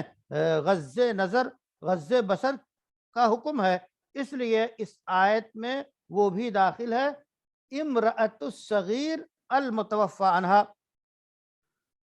اس کے بعد کہتے ہیں کہ نفاس کی گفتگو میں بھی یہ بات آئی ہے کہ اگر جڑواں بچے پیدا ہوں، اور کبھی ہوتا ہے جڑواں بچہ ایک ساتھ پیدا ہو جاتے ہیں بالکل، اور کبھی ہوتا ہے کہ ایک پیدا ہو جاتا ہے، دوسرا کچھ گھنٹے کے بعد یا اور کچھ دیر کے بعد پیدا ہوتا ہے، تو اب یہ ہے کہ عدت کب سے شروع ہوگی، پہلے کی پیدائش سے یا دوسرے کی پیدائش سے؟ تو اس سلسلے میں جزیہ یہی ہے کہ اگر دو بچے جڑواں پیدا ہوں تو ان میں سے جو اخیر میں پیدا ہوگا اس وقت سے عدت ختم ہوگی اور عدت کا مسئلہ ہوگا۔ کیوں؟ اس واسطے کہ اس کا حمل کی اضافت عورتوں کی طرف کی گئی ہے، اور وہ اللہ کا فرمان ہے حملہن، تو حملہن، تو یہ ہر طرح کے حمل کو، اب اگر ایک بطن میں ایک شکم میں دو بچے تین بچے، آپ نے سنا ہوگا کہ اللہ کی قدرت کہ 5 بچے 7 بچے ایک ساتھ پیدا ہوتے ہیں، ایسی بہت سی چیزیں ابھی تازہ اخبارات میں موجود ہیں۔ تو بہرحال اگر کئی بچے ہوں، جڑوا کا مطلب اور کئی بچے ہوں، تو آخری بچہ جب پیدا ہو جائے گا تو اس وقت سے عدت کے مسئلے کا شمار ہوگا۔ اب اس لحاظ سے عائشہ یا صغیرہ یا وہ بچی جس کو بالغ عمر کے ذریعہ مانا گیا ہے، ان سب کی عدت کیا ہے؟ 3 مہینے ہے، اور یہ اگر وہ مطلقہ ہیں تو ان کی عدت 3 مہینے ہے۔ اب ایک گفتگو یہ بھی یہاں پہ کی جا رہی ہے کہ متوفی عنہا اگر وہ ہیں تو اس کا کیا حکم ہے؟ تو کہتے ہیں کہ عائشہ اگر متوفی عنہا ہے تو وہ 3 مہینے سے عدت گزارے گی، 4 مہینے 10 دن سے نہیں گزارے گی۔ کیوں؟ اس واسطے کہ اس آیت میں حاملہ کے حکم کو بیان کیا گیا ہے، اور ظاہر ہے کہ جو عائشہ ہوگی وہ حاملہ نہیں ہوگی، اور یہی قول ابن مسعود کا ہے کہ جو چاہے سورہ نساء قصرہ سے استدلال کرے، یعنی سورہ طلاق سے، اور وہ آیت وہ سورہ طلاق نازل ہوئی ہے آپ کے سورہ بقرہ کے بعد، والذین یتوفون منکم کے بعد آئی ہے، اور یہ آیت وَأُولَاتُ الْأَحْمَالِ أَجَلُهُنَّ يَضَعْنَ حَمْلَهُنَّ اس عورت کے بارے میں خاص نہیں کرتی، تو اس اعتبار سے عائشہ اور صغیرہ اس سے نکل جائیں گی۔ اس کے بعد مطلقہ کی عدت جو ہے وہ خاص ہے کہ ظاہر ہے کہ مطلقہ کی عدت جو ہے وہ طلاق کے ذریعہ ہوتی ہے، اور مطلقہ مدخول بہا اگر ہے، اور اسی طرح متوفی عنہا کی عدت جو ہے کہ اس کا شوہر، اس کی عدت عام ہے، یعنی عائشہ ہو یا صغیرہ ہو یا مدخول بہا ہو یا غیر مدخول بہا ہو، تو اس سب کی عدت 4 مہینے 10 دن ہے۔ اور اسی طرح حاملہ کی عدت بھی جو عام ہے کہ وہ عائشہ ہو، وہ حائضہ ہو کہ عائشہ ہو کہ صغیرہ ہو کہ مدخول بہا ہو کہ غیر مدخول بہا ہو، اور مطلقہ جو متوفع عنہا ہے اس کی عدت 3 مہینے خاص ہوگی، اور یہ تفصیلات گویا کہ ذکر کی گئی ہیں ان آیات کی روشنی میں۔ تو خلاصہ کلام یہ نکلا کہ اس آیت میں ان عورتوں کی عدت کے مسائل کو بیان کیا ہے جنہیں حیض نہیں آتا۔ اب اس کی انہوں نے 3 اسباب کی بنیاد پہ بتایا کہ حیض نہیں آتا، اور اس سلسلے میں آنے والی آیات کے اجزاء کو انہوں نے پیش کر کے تمام احکام کو بیان کیا، اور اس میں فرامین رسالت سے اس کی تشریح کی، اور ائمہ کے مذاہب اور ان کے دلائل نقل کیے۔ تو یہ ہے خلاصہ آج کی گفتگو کا۔ الحمد للہ رب العالمین والعاقبۃ للمتقین والصلاة والسلام علی سید المرسلین وعلی ازواجہ وآلہ وذریاتہ وعترتہ وصحبہ ومن تبعہم بإحسان الی یوم الدین۔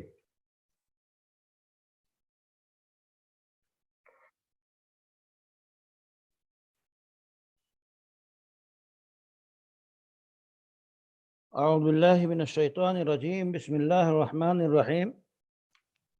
اسکنوہن من حیث سکنتم من وجدکم ولا تضاروہن لتضیقوا علیہن وإن كن أولات أحمال فأنفقوا عليهن حتى يضعن حملهن فإن أرضعن لكم فآتوهن أجورهن وأتمروا بينكم بمعروف وإن تعاسرتم فسترضع له أخرى لينفق ذو سعة من سعته ومن قدر عليه رزقه فلينفق مما آتاه الله لا يكلف الله نفسا إلا ما آتاها سيجعل الله بعد عسر يسرا۔ یہ آیات سورہ طلاق کی آپ کے سامنے ہیں۔ اس میں خاص طور پہ طلاق شدہ خواتین کے رہائش اور نفقہ اور ان کے مختلف احوال اور ان کی اولاد کے مسائل بیان کیے گئے ہیں۔ اس سلسلے میں چند مسائل بنیادی طور پہ ان آیات سے مستنبط کرتے ہیں۔ پہلا مسئلہ یہ ہے کہ طلاق شدہ عدت گزارنے والی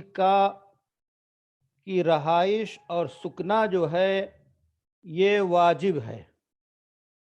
اللہ تعالیٰ کا فرمان ہے اسکنوہن من حیث سکنتم، مطلب یہ ہے کہ اے مردو عدت گزارنے والی طلاق شدہ عورتوں کو رہائش کا انتظام کرو جہاں تم رہتے ہو، یعنی ایسی رہائش گاہ جس میں تم قیام پذیر ہو، اور وہ رہائش گاہ جو ہے تمہاری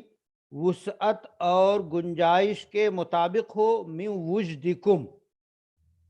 مزید برآں کہ تم ان طلاق شدہ عدت گزارنے والی خاتون کو رہائش کے مسئلے میں یا خرچ اور نفقہ کے بارے میں نقصان نہ پہنچاؤ، بائیں طور کے لتضیقوا علیہن، کہ تم ان پر تنگ کر دو خرچ اور مجبور کرو ان کو کہ وہ تمہارے گھر سے رخصت ہو جائیں، نکل جائیں۔ یہ تفصیلات اس سے پہلے جو آیت آئی ہے لا تخرجوہن من بیوتہن، سورہ طلاق ہی کی آیت نمبر 1 میں، اس میں تفصیلات یہ بیان کی گئی ہیں۔ اس کے بعد یہاں پہ جو 2 من استعمال ہوا ہے، تو ایک من جو ہے تبعیض کے لیے ہے اور دوسرا جو ہے من بیان کے لیے ہے،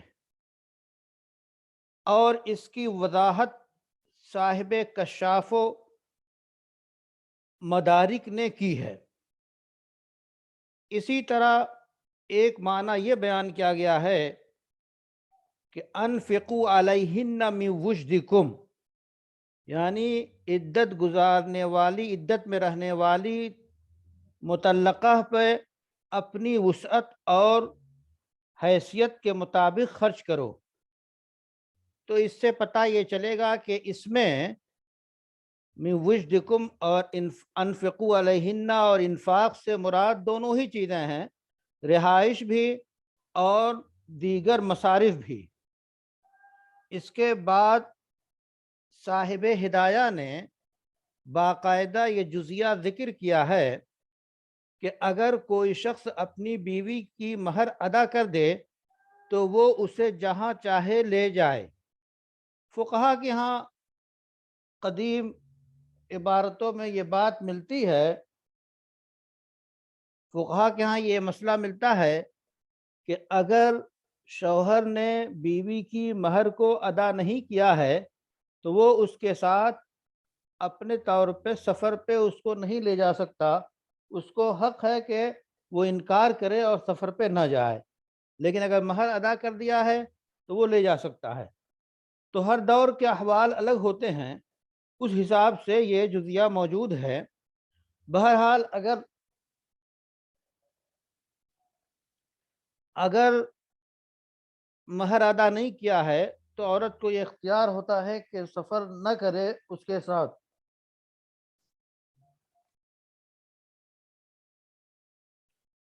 اب یہاں پہ اللہ تعالیٰ یہ جو فرمایا اللہ نے اسکنوہن من حیث سکنتم، تو اس سے استدلال کرتے ہیں کہ جب اللہ کا یہ حکم ہے کہ تم جہاں رہو وہاں اس کی رہائش کا انتظام کرو، تو اس سے پتہ چلتا ہے کہ جہاں شوہر قیام پذیر ہے وہاں رہے، کہیں اور جائے تو وہاں بھی رکھ سکتا ہے۔ تو اسکنوہن وان کن اولات حمل فانفقوا علیہن، اس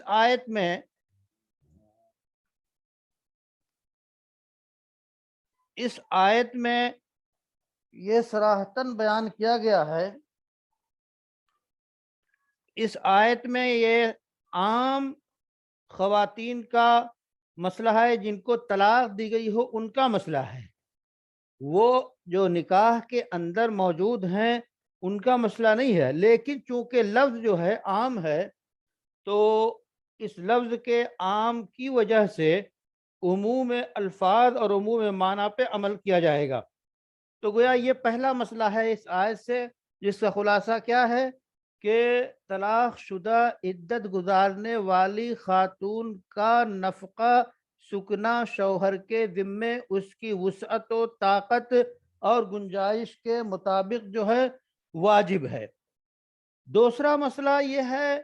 کہ اگر وہ معتدہ جو عدت گزار رہی ہے وہ حاملہ ہے تو اس کا نفقہ بھی اس کے ذمے ہے شوہر کے، اور وہ اللہ کے اس فرمان میں کہ وَإِن كُنَّ أُولَاتُ حَمْلٍ فَأَنفِقُوا عَلَيْهِنْ، یعنی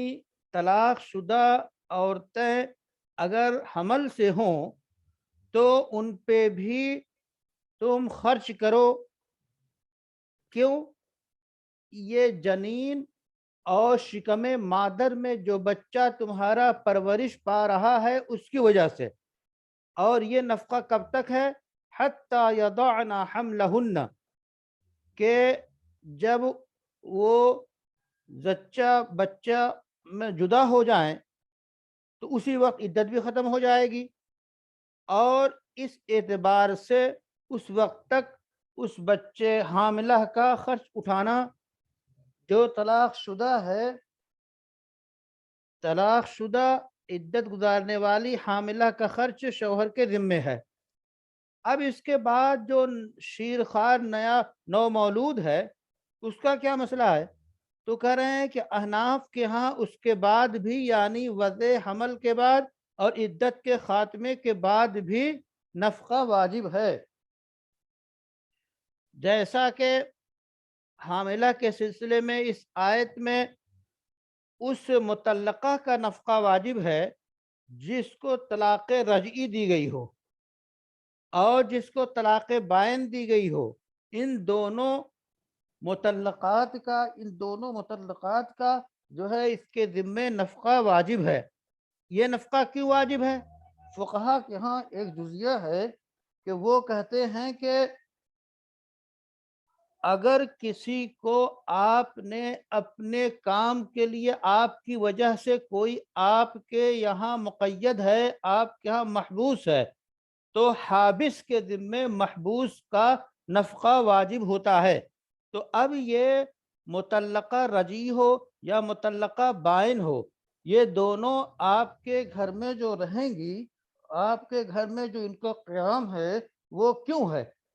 وہ اس لیے کہ آپ کے نکاح کے اثرات جو عدت کی شکل میں ہیں وہ ابھی باقی ہیں، اس واسطے وہ محبوسہ ہے، اس لیے اس کا خرچ آپ کے ذمے ہے۔ اللہ نے فرمایا وَلِلْمُطَلَّقَاتِ مَتَاعٌ بِالْمَعْرُوفِ، یہ سورہ بقرہ کی آیت 241 ہے۔ یعنی طلاق جن کو دی گئی ہے، جن کو طلاق دی گئی ہے، ان کا خرچ تمہارے ذمے ہے، متاع بالمعروف۔ تو اب جب تک وہ کسی جو ہے نشوز کا، معصیت کا ارتکاب نہ کریں، ان کا خرچ آپ کے ذمے ہے۔ اور بھی اس سلسلے میں جزیات دیگر مسائل سے متعلق ہیں۔ اس سلسلے میں سیدنا امام شافعی اور سیدنا امام مالک کا مسلک یہ ہے کہ حاملہ معتدہ عدت گزارنے والی جو ہے حاملہ خاتون کا نفقہ شوہر کے ذمے نہیں ہے، اور وہ کہتے ہیں کہ ظاہر آیت سے یہی پتہ چلتا ہے،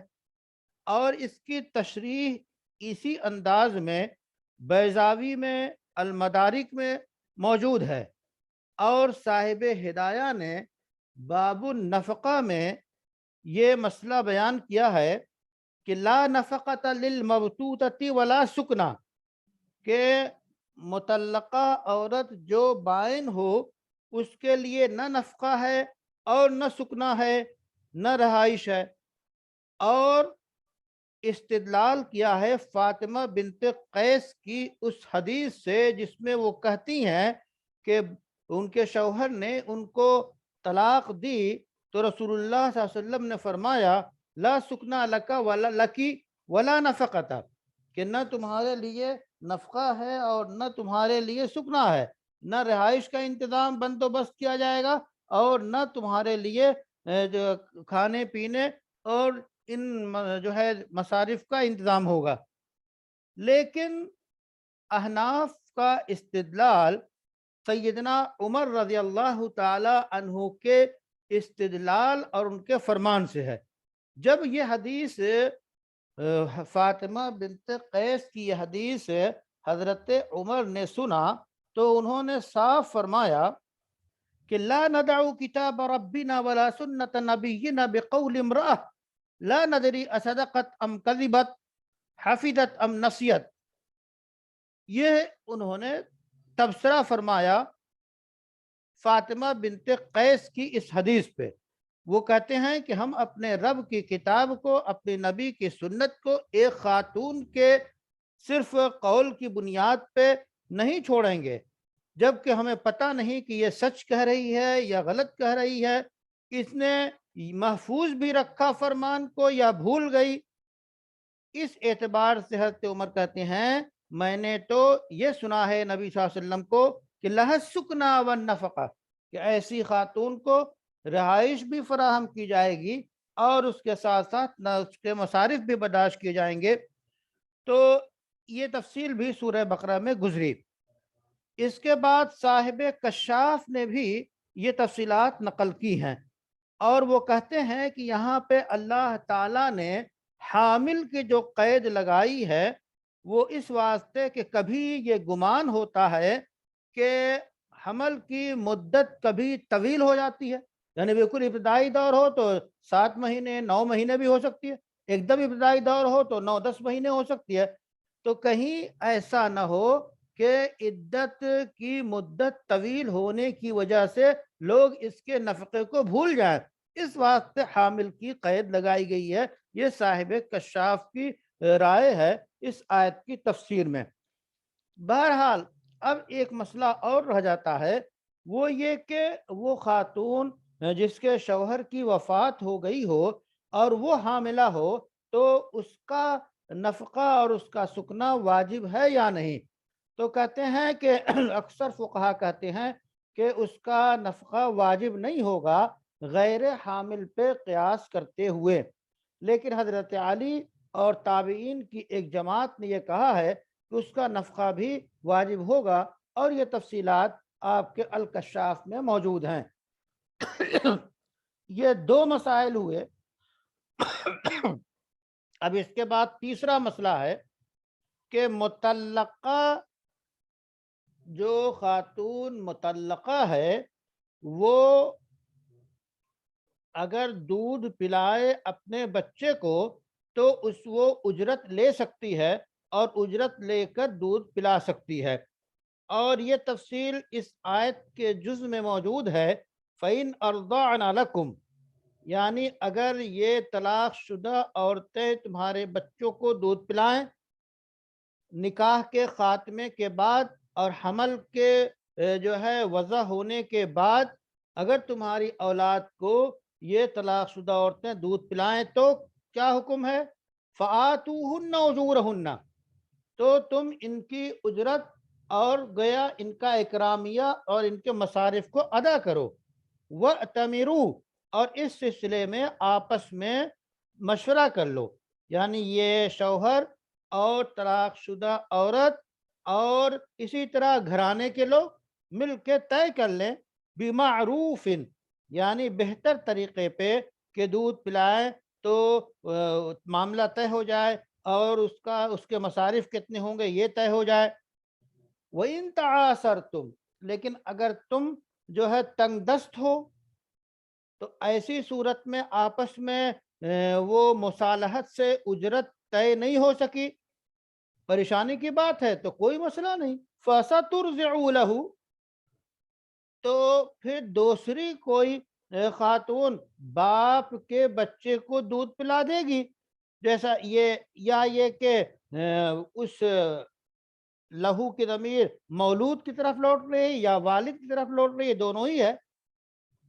یعنی دوسری ماں کے علاوہ کوئی دوسری دایا بھی دودھ پلا سکتی ہے جو کم پہ راضی ہو جائے۔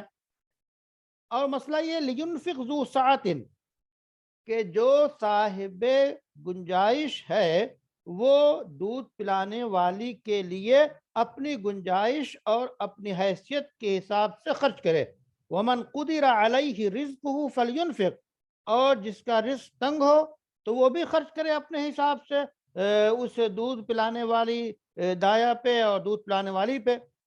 مما آتاہ اللہ، جو کچھ اللہ نے اسے عطا کر رکھا ہے، تو گویا بہت زیادہ مصارف دینا اور دولت خرچ کرنا یہ واجب نہیں ہے۔ کیوں؟ لا یکلف اللہ نفسا الا ما آتاہا، کہ اللہ تعالیٰ جو ہے جتنی وسعت دیتا ہے اسی کے بقدر اللہ تعالیٰ ذمہ داریاں عائد کرتا ہے۔ تو اب چاہیے کہ لینفق، تاکہ وہ خرچ کرے، یعنی اپنی صلاحیت اور اپنی حیثیت کے مطابق۔ فَسَتُرْضِعُ لَهُ أُخْرَى، کہ اب اگر وہ خود معاملہ طے نہ ہو پائے مطلقہ حاملہ معتدہ سے، یا معتدہ کے بعد بھی اگر وہ معتدہ ہے اور اس کا لمبا مسئلہ ہے، تو ایسی صورت میں دوسری خاتون اور دوسری دایا اسے پلا دے۔ یعنی یہاں پہ بیان کرنے کا مقصد یہ ہے کہ حاملہ کا نفقہ جو ہے نفقہ جائز ہے، اور ان دونوں کے درمیان اگر بات طے نہ ہو سکے، اتفاق نہ ہو سکے، تو پھر دوسری خاتون سے دودھ پلوا سکتے ہیں۔ اور لِيُنْفِقْ ذُو سَعَةٍ مِّن سَعَتِهِ، اس آیت کے جز سے سیدنا امام شافعی رحمۃ اللہ علیہ نے یہ استدلال کیا ہے کہ نفقہ جو واجب ہوگا وہ شوہر کے حالت کے مطابق ہوگا، شوہر مالدار ہے تو مالداروں کا نفقہ دے گا، شوہر اگر پریشان حال ہے تو اس حساب سے نفقہ ادا کرے گا۔ کرخی رحمۃ اللہ علیہ کا یہی قول ہے۔ احناف کہتے ہیں کہ اس سلسلے میں دونوں کی حالت کا اعتبار کیا جائے گا، شوہر کی بھی اور اس کی بیوی جو معتدہ ہے، مطلقہ ہے، حاملہ ہے، مرضعہ ہے، جو بھی ہے، تو اس کی حالت کا بھی دونوں کے احوال کے حساب سے نفقہ طے ہوگا۔ اور یہی بات خصاف نے پسند کی ہے اور اسی پہ فتویٰ ہے، چونکہ حضور اکرم صلی اللہ علیہ وسلم نے ابو سفیان کی بیوی ہند سے کہا تھا، یہ ذرا یاد رکھیے گا، ہند جو ہے ہندوستان میں آ کے ہندہ ہو گئی، جبکہ صحیح نام ہند ہے، ہندہ نام نہیں ہے، لیکن ہندوستان میں آ کے ہندہ ہو گئی۔ تو ابو سفیان کی بیوی جو ہند تھیں، انہوں نے آپ صلی اللہ علیہ وسلم سے شکایت کی، بخاری کی روایت ہے کہ تو آپ نے انہیں فرمایا خذی من مال زوجک ما یکفیکی وولدک، کہ شوہر کے مال میں سے اتنا اڑا لو جتنا تمہارے لیے اور تمہاری اولاد کے لیے کافی ہو۔ تو آپ صلی اللہ علیہ وسلم نے یہاں دونوں کے، ابو سفیان اور ہند دونوں کے حالت کا اعتبار کیا ہے، تو نفقہ ہو، رہائش ہو، سکنا ہو، مصارف ہو، یہ دونوں کے احوال کے اعتبار سے طے کیے جائیں گے اور ادا کیے جائیں گے۔ تو گویا اس نص میں براہ راست یہ خطاب ہے کہ فوری طور پہ جیسے حالات ہوں اسی اعتبار سے مصارف ادا کیے جائیں، اور اگر فوری طور پہ ادا نہیں کر سکتا ہے تو اس کے ذمے رہیں گے، بعد میں وہ ادا کرے۔ صاحب ہدایہ نے باب النفقہ میں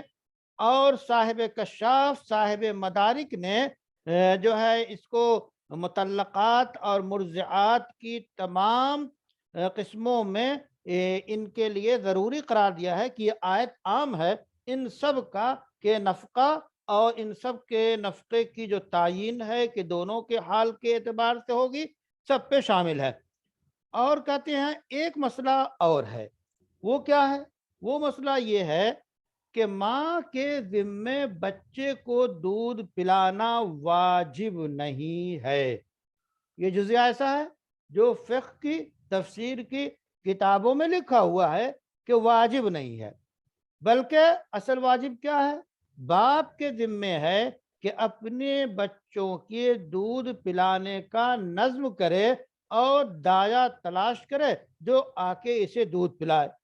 یہ ظاہر ہے کہ عام جو رواج اور سماج عرب کا تھا اس میں یہی تھا کہ دایا دودھ پلاتی تھی اور خود ماں جو ہے دودھ نہیں پلاتی تھی۔ اس سلسلے میں اس اعتبار سے نفس وجوب کی بات کی جا رہی ہے کہ لیکن پورے عالم میں جیسا ماحول ہے کہ عام طور پہ دودھ والدہ ہی پلاتی ہیں، ماں پلاتی ہے۔ آج کے دور میں جو فیشن ایبل اور مغرب سے متاثر جو ہے خواتین ہیں، وہ بچوں کو دودھ پلاتی بھی نہیں اور نہ کسی دوسرے سے پلوانے کا یہاں رواج ہے۔ تو ایسے میں وہ ڈبے کا دودھ پلاتی ہیں اور ڈبے کے دودھ پر ہی بچہ بیچارہ، اس میں نمبر 1 اور نمبر 2 نمبر 3 مختلف دودھ کی قسمیں ہوتی ہیں اور وہ پلا کر ان کی پرورش کی جاتی ہے، جبکہ طبی اعتبار سے بچے کے لیے سب سے ماں کے دودھ سے زیادہ کوئی چیز بچے کے لیے مفید نہیں ہے۔ صحت کا گویا اس میں پورا مجموعہ ہے اور اس طرح کے دودھ پلانے سے صحت خراب ہوتی ہے۔ ایک ریسرچ اس پر اور ہے میڈیکل سائنس کی کہ خواتین کو جو پستان میں سرطان ہوتا ہے، یعنی جو ہے جو کینسر کے امراض پستان میں عورتوں کو ہوتے ہیں، اس کی وجہ بچوں کو دودھ نہ پلانا بھی ہے۔ یہ میڈیکل سائنس کی رپورٹ ہے۔ اس لیے گویا فطری نظام یہ ہے کہ اللہ تعالیٰ نے خاص نظام رکھا ہے بچوں کی پرورش کے لیے کہ ماں کو دودھ پیدا ہوتا ہے اور وہ بچوں ہی کے لیے ہوتا ہے تو ان کے لیے مفید ہوتا ہے۔ بہرحال یہ ضابطے کی بات یہ کی گئی کہ واجب نہیں ہے، بلکہ واجب یہ ہے کہ دوسری دایا سے پلائے۔ لیکن یہ بھی طے ہے کہ اگر بچہ کسی کی چھاتی کو قبول نہیں کرتا ہے، یا یہ کہ باپ جو ہے وہ درماندہ اور محتاج و فقیر ہے، اور کوئی خاتون اس کو دودھ پلانے کے لیے تیار نہیں ہے، تو اب ایسی صورت میں منکوحہ کے ذمے واجب ہو جاتا ہے کہ وہ دودھ پلائے۔ اور اگر عدت گزار رہی ہے رجعت کی، یا عدت گزار رہی ہے جو ہے طلاق بائن کی، تو ایسی صورت میں وہ دودھ پلانا اس کے لیے ضروری ہے۔ ہاں، عدت کے بعد اگر مزید دودھ پلانے کی ضرورت ہے تو وہ اجرت لے گی، لیکن ماں رہتے ہوئے بعید طور کے جو ہے وہ جب تک نکاح میں ہے، یعنی جب تک وہ نکاح میں ہے اس وقت تک تو وہ اجرت نہ لے، لیکن نکاح کے بعد جو ہے وہ اجرت لے گی۔ ایک ہے خرچہ، وہ الگ چیز ہے، دودھ پلانے کی اجرت یہ الگ چیز ہے، تو اس کا اگر عدت کے دوران نفقہ تو اور سکنا تو واجب ہے ہی۔ تو اب اگر کوئی وہ ماں دودھ نہ پلائے، یا اجنبیہ کے مقابلے میں ماں زیادہ حقدار ہے دودھ پلانے کی، لیکن اگر ماں زیادہ پیسے طلب کرے تو ظاہر ہے کہ اجنبیہ کے حوالے ضرورت میں کیا جا سکتا ہے، اور یہ تفصیلات آپ کے فقہی کتابوں میں موجود ہے۔ خلاصہ کلام یہ کہ یہاں آپ کے یہ جو اللہ تعالیٰ کے فرمان میں فَإِنْ أَرْضَعْنَ لَكُمْ، اس میں جو فا ہے یہ اشارہ اس بات کی طرف ہے کہ ماں جو ہے وہ عدت کے خاتمے کے بعد اجرت کی مستحق ہے، یعنی عدت کے دوران تو اس کو نفقہ مل رہا ہے، لیکن جب عدت ختم ہو جائے اور بچے کو دودھ پلانا ضروری ہے تو اب وہ اس کی ماں تو رہے گی وہ، لیکن اب اس کے باپ کی بیوی نہیں رہی وہ، چونکہ عدت گزر گئی، اجنبیہ ہو گئی، لیکن تو اب وہ اگر دودھ پلائے تو اس پر اجرت لے سکتی ہے۔ تو یہ تعقیباً ذکر ہے کہ وضع حمل کے بعد، عدت کے خاتمے کے بعد اگر وہ دودھ پلانا چاہے تو پلا سکتی ہے۔ پھر اللہ تعالیٰ نے فرمایا وَإِن تَعَاسَرْتُمْ فَسَتُرْضِعُ لَهُ أُخْرَى، لیکن اگر دونوں میں معاملہ چک ہو جائے، ایسی صورت میں دوسری خاتون سے بھی اگر دستیاب ہو تو اجرت پہ دودھ پلوا سکتے ہیں۔ اس کے بعد ایک مزید اور یہ بھی ہے کہ اس سے یہ بھی پتہ چلا کہ دایا دودھ پلانے والی کو اجرت پہ رکھنا جائز ہے، لیکن وہ اجرت معلوم اور متعین ہونی چاہیے۔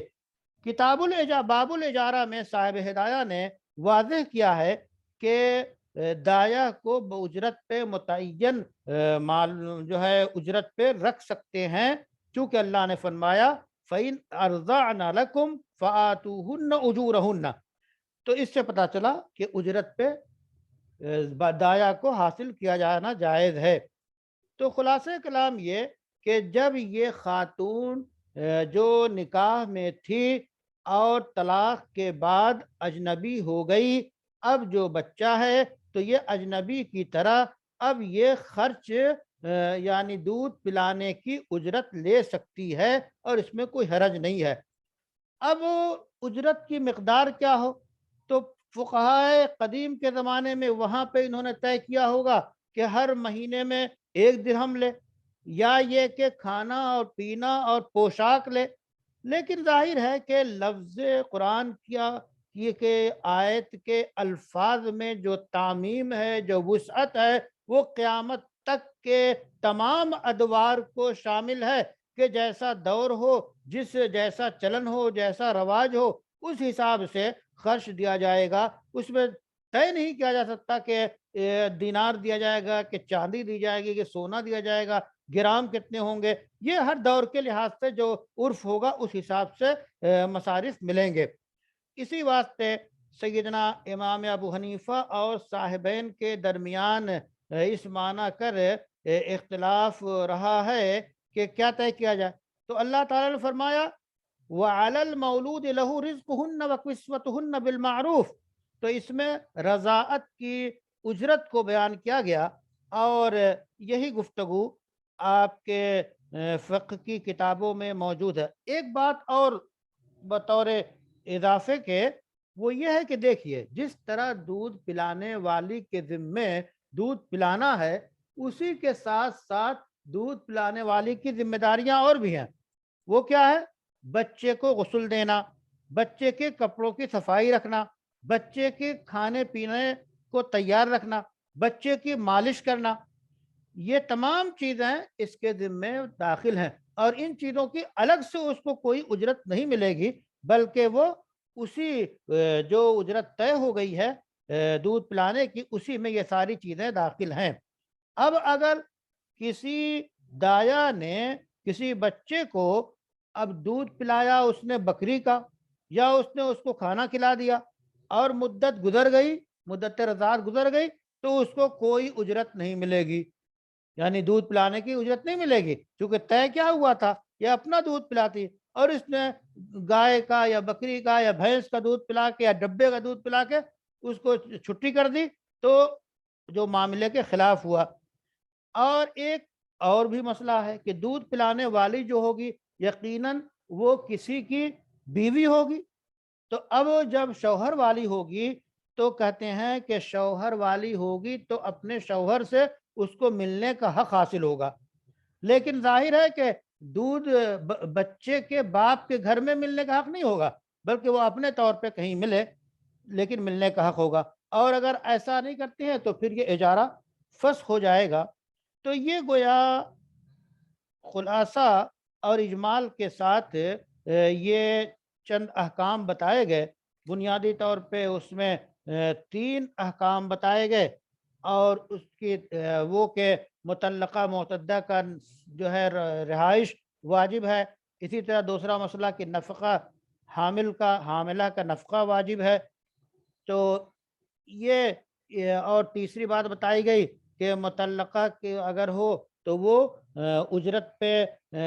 دودھ پلائے گی بچے کو۔ تو یہ وہ مسائل ہیں جو ان آیات میں بنیادی طور پہ ذکر کیے گئے ہیں۔